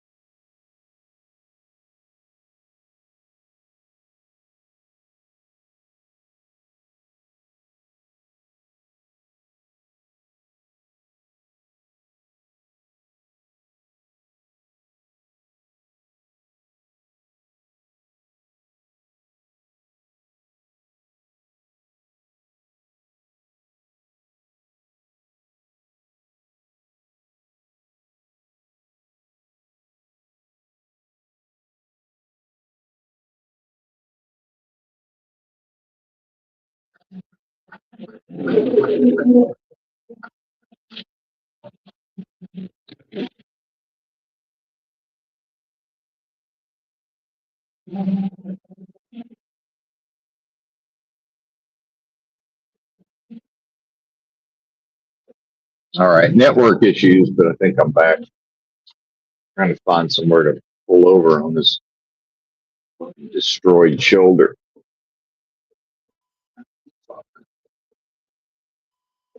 Shit is fucked.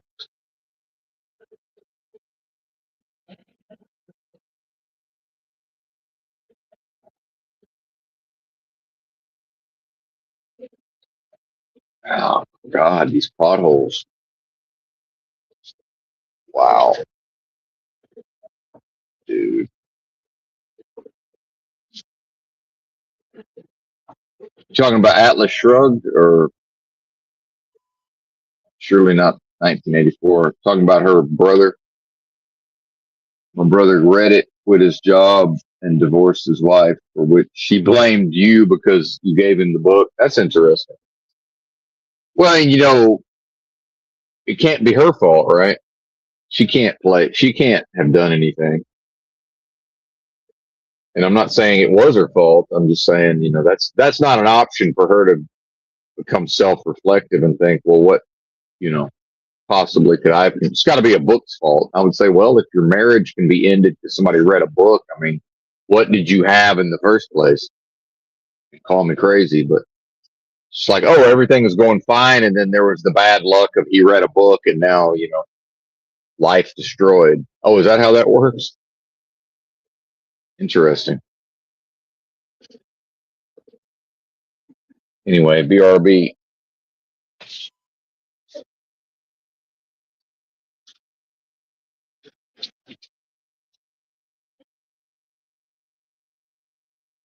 Oh man, oh, shit.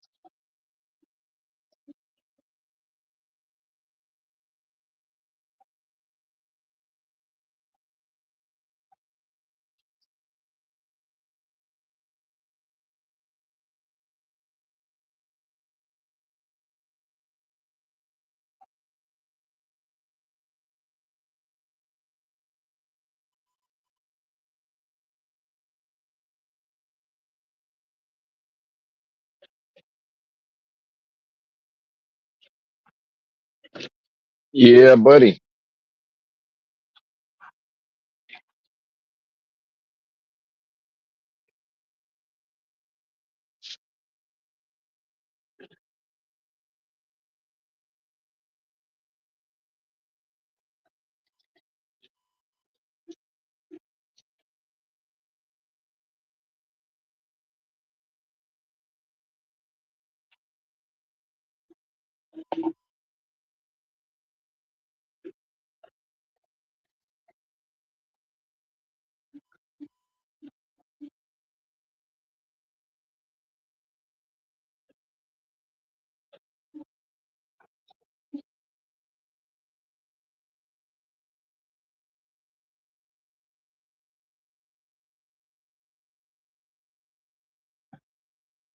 Man, stretch it out.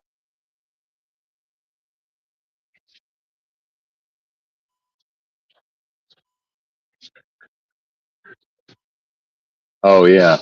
Thanks, Jen. Yeah. Exactly. That's right. You know, applying a little logic to the situation. So.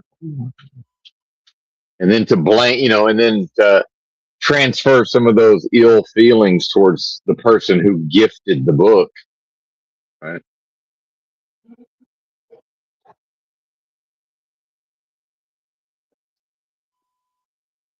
Which it could be as simple as the brother was trapped in a lower level of consciousness, and the reading the book perhaps facilitated a rise in his level of consciousness, and then he was changed and became something different. And here's the thing about a man divorcing a woman.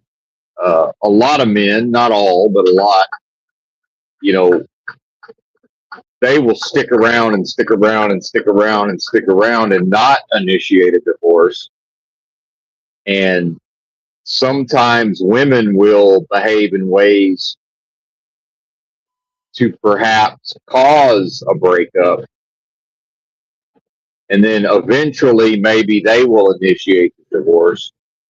And, famously, they say the vast majority of all divorces are initiated by women. And if that's the case, I would say that's because probably a lot of men will just continue on and continue on and continue on in the face of many signs, just being oblivious to the writing on the wall.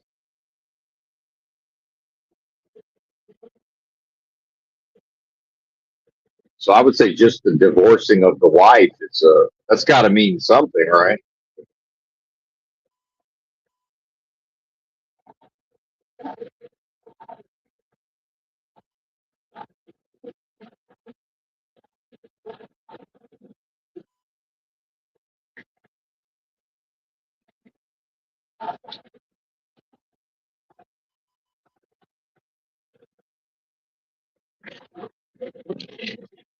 Then what does the brother move on to from that?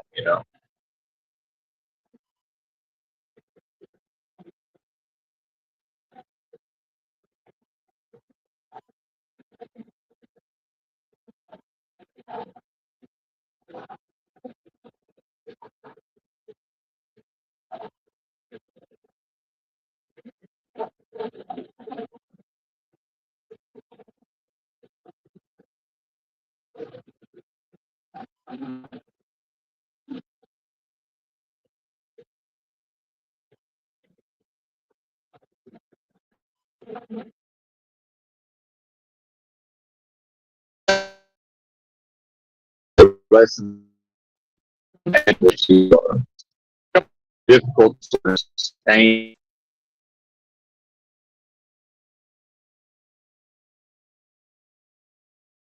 dreams going. Sometimes it happened, like yesterday, it happened fairly easily. But this one had a bit of a momentum for a while. But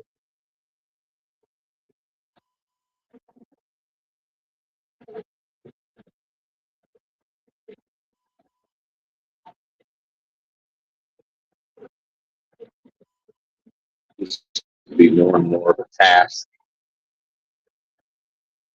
At this point, I guess we're just hanging out,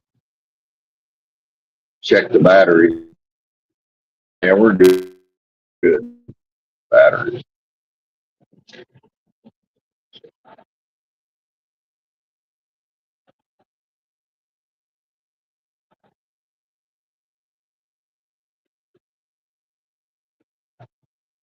That was you with the hip replacement, right, Jen?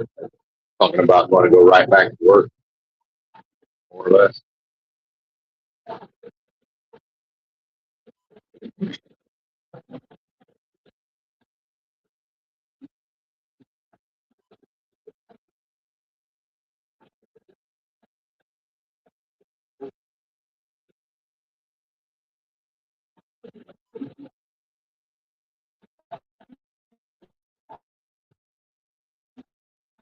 You know what I think of when I think of a man and a woman trying to be married, and uh,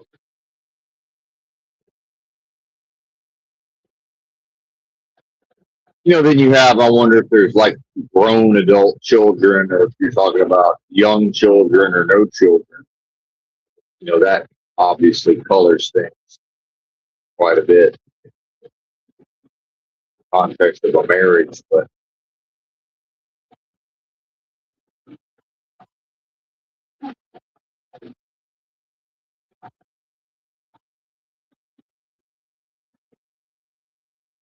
I would say a lot of what goes on in the modern or the conventional, what's considered conventional is, you know, you can't really have a man who's, in touch with his own.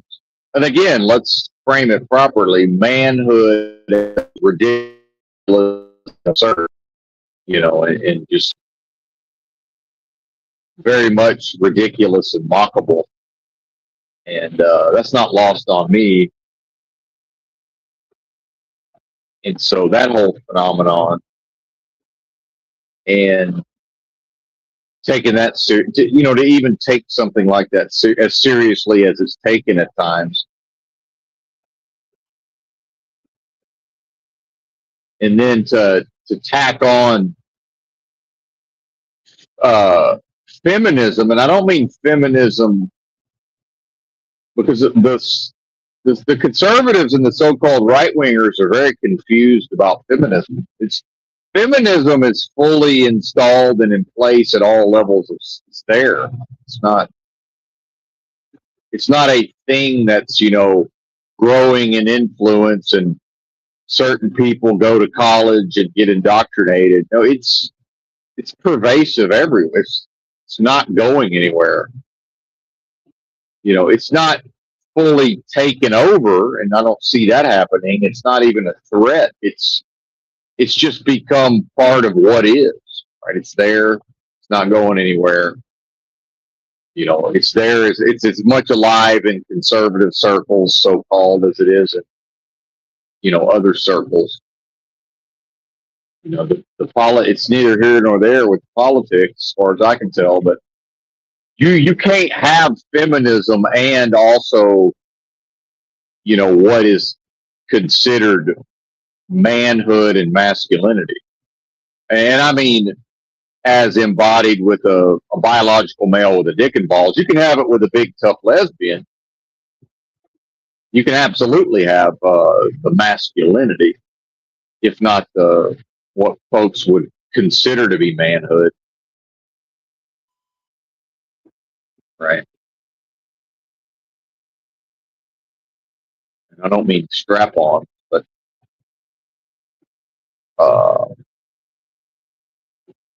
so when I hear about him divorcing this woman, and I think he's probably, is he divorcing her or is he divorcing feminism?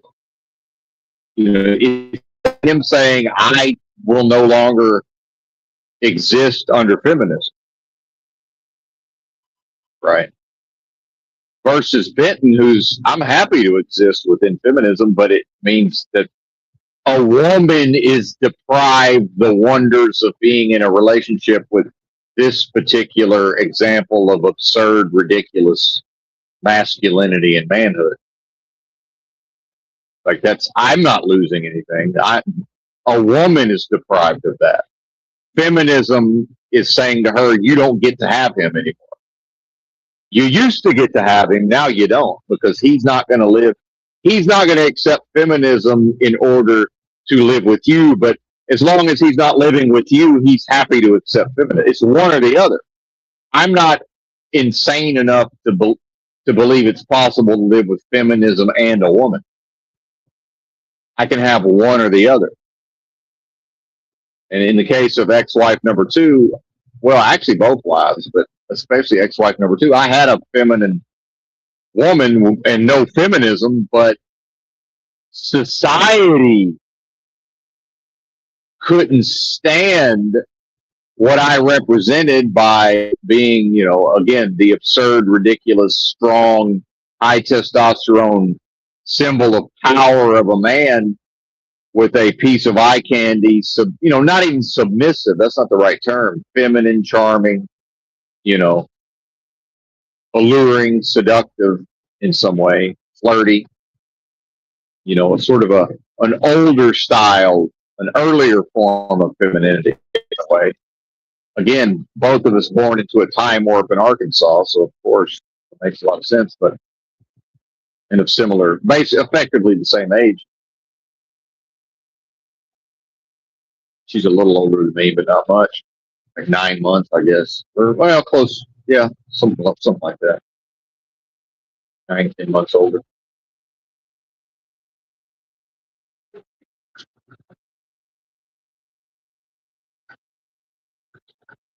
And then Benton's, able to read the room metaphorically and strategic enough of a thinker and actor. You know, I'm not insane enough to try to think I can be in a relationship like that and also accept feminism. And is it even possible? Just like I say, it's not possible to separate oneself from society. Well, feminism is society now. So the man can't realistically separate himself from feminism any more so than he can separate himself from society. So society is feminist, like it or not. There's no changing that. It will change into something else when society needs it to change into something else, not a moment before. That's how we got feminism in the first place. That's what Moloch's machine needed, was feminism, or decided to use for its own purposes at least. And so Benton is not a victim of feminism. A woman somewhere that I would probably be in a relationship with is a victim of feminism. And that's fine with me. I don't give a fuck. And that's what it is about a man that a woman is attracted to. Doesn't matter to me.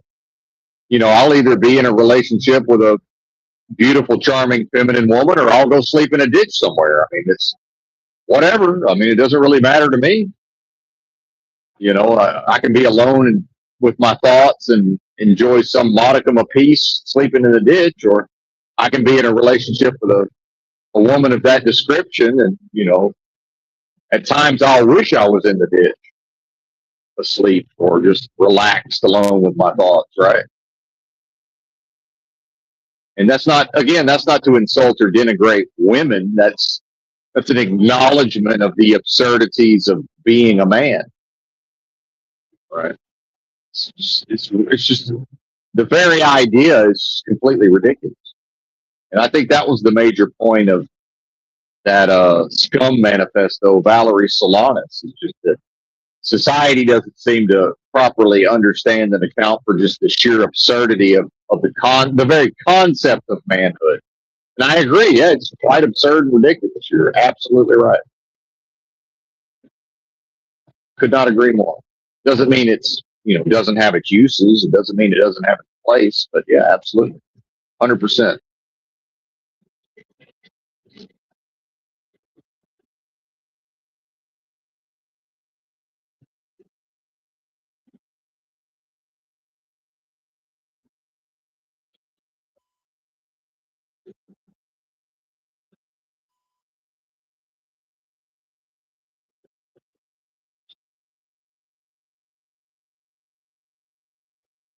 Hey, little four wheelers, y'all are blocking my place, so there's really no need to slow down and hang out with me. Could just go on down the road. Oh my God, that big rig's going slow. That must mean danger. Well, or it means y'all are all in my way and I can't really speed up. So just kind of waiting for y'all to figure out what you want to do.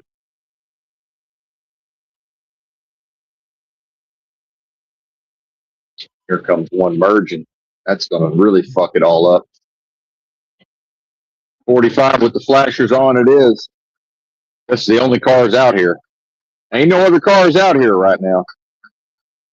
This is it.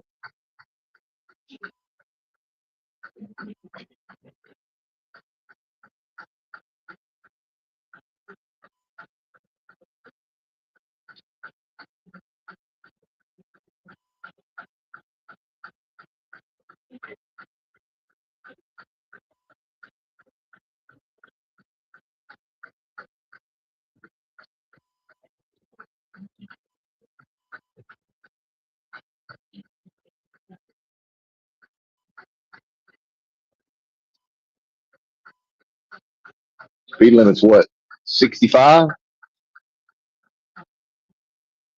Maybe now they figured it out and gone about their day. So now we can speed back up.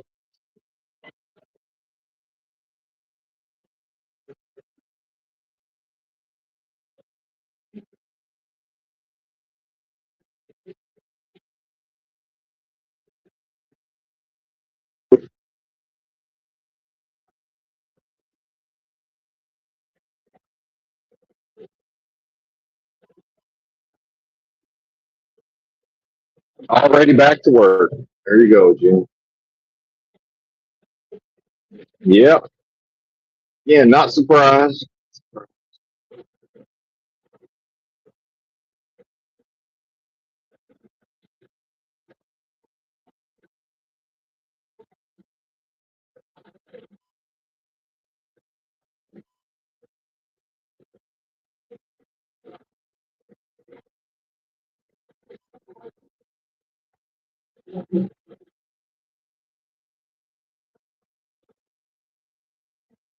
Memphis Pyramid. I got eyes on the Memphis Pyramid.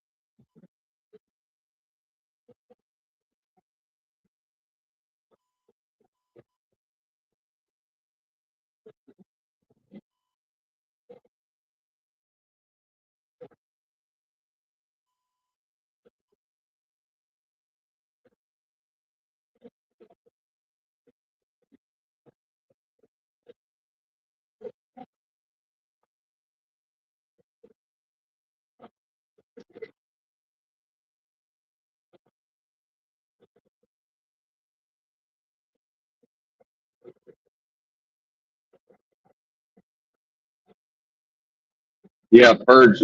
Eventually, one has to purge themselves of what doesn't align with their values.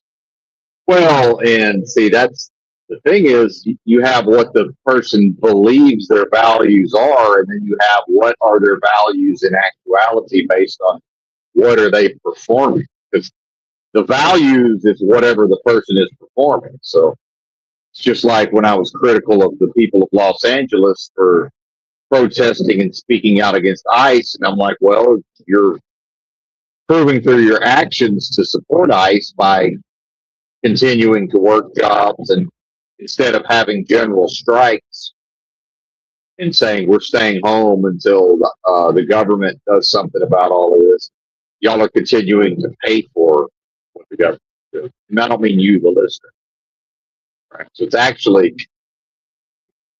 faced with, well, you know, what are my values based on what do I, give lip service to and sort of, pretend like, I'm in a group of people. See how quickly it all gets brought back to status quo, social contract, and conformity to peer groups. Like, it's groups of people who pretend to exhibit certain values. And yeah, that's great until somebody says, well, we're Christians and we don't get divorces. And so we got to figure out how to put up with each other for 70 years or 50 years or 40 years or whatever that stuff is.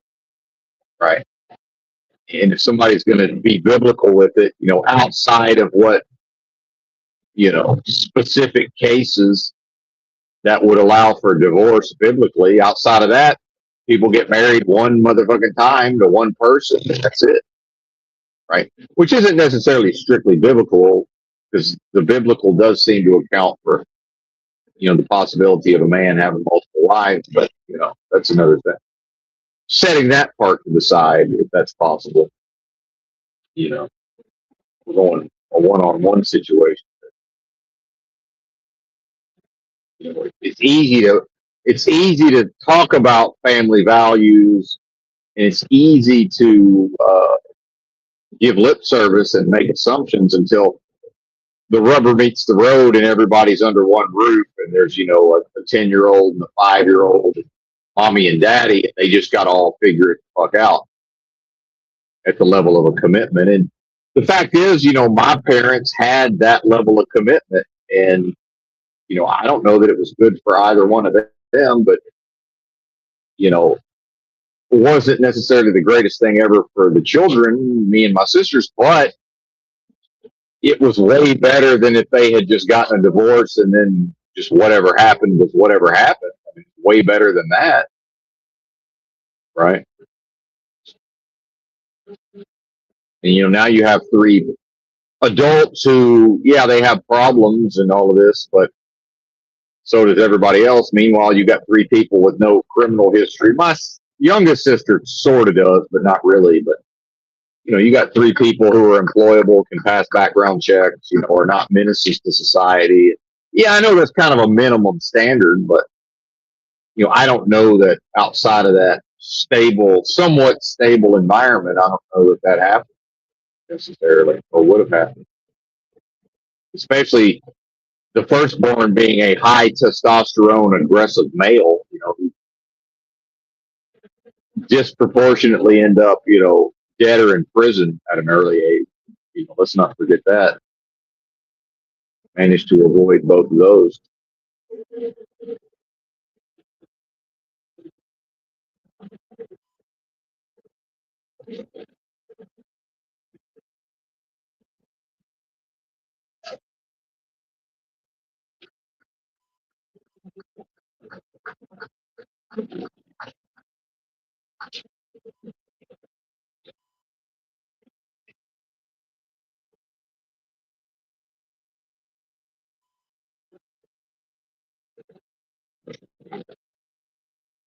So that's values, right? Because at least my father was raised with those values directly, and then my mother, through society of the time, you know, growing up in the Ozzie and Harriet Leave It to Beaver type world, but then adding on the 60s. My parents graduated high school in like 73.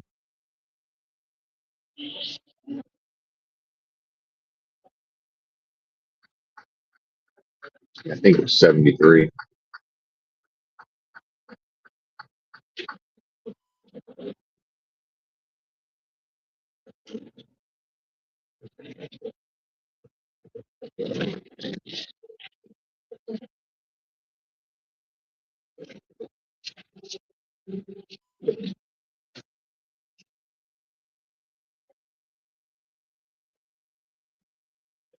Anyway, I guess it's time for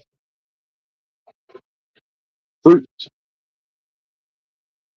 blueberries. Bear with me while I so rudely eat on mic.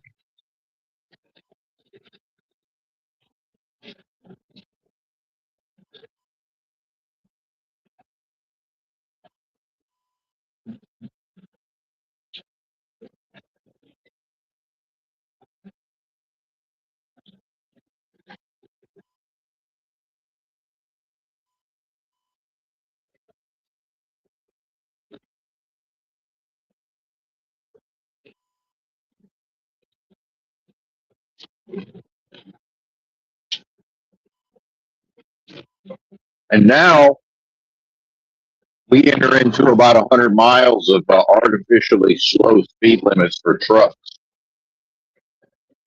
It's 55 for trucks for like 80 miles or whatever. I'm leaving Memphis, about to leave Memphis, headed east on 40.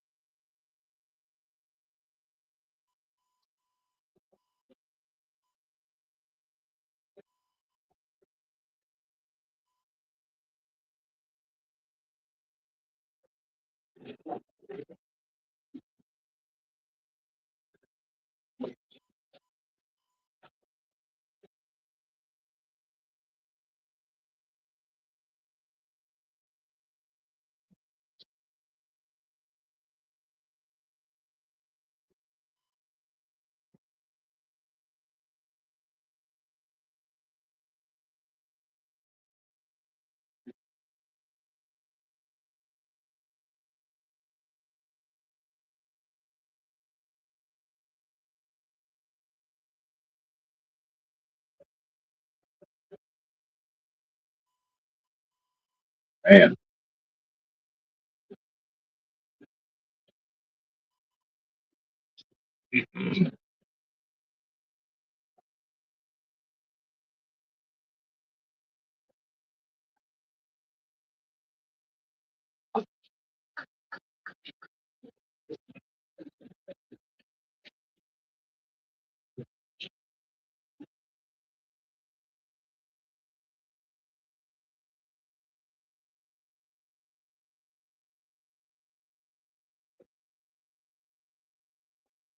Well, I guess I'm out of here.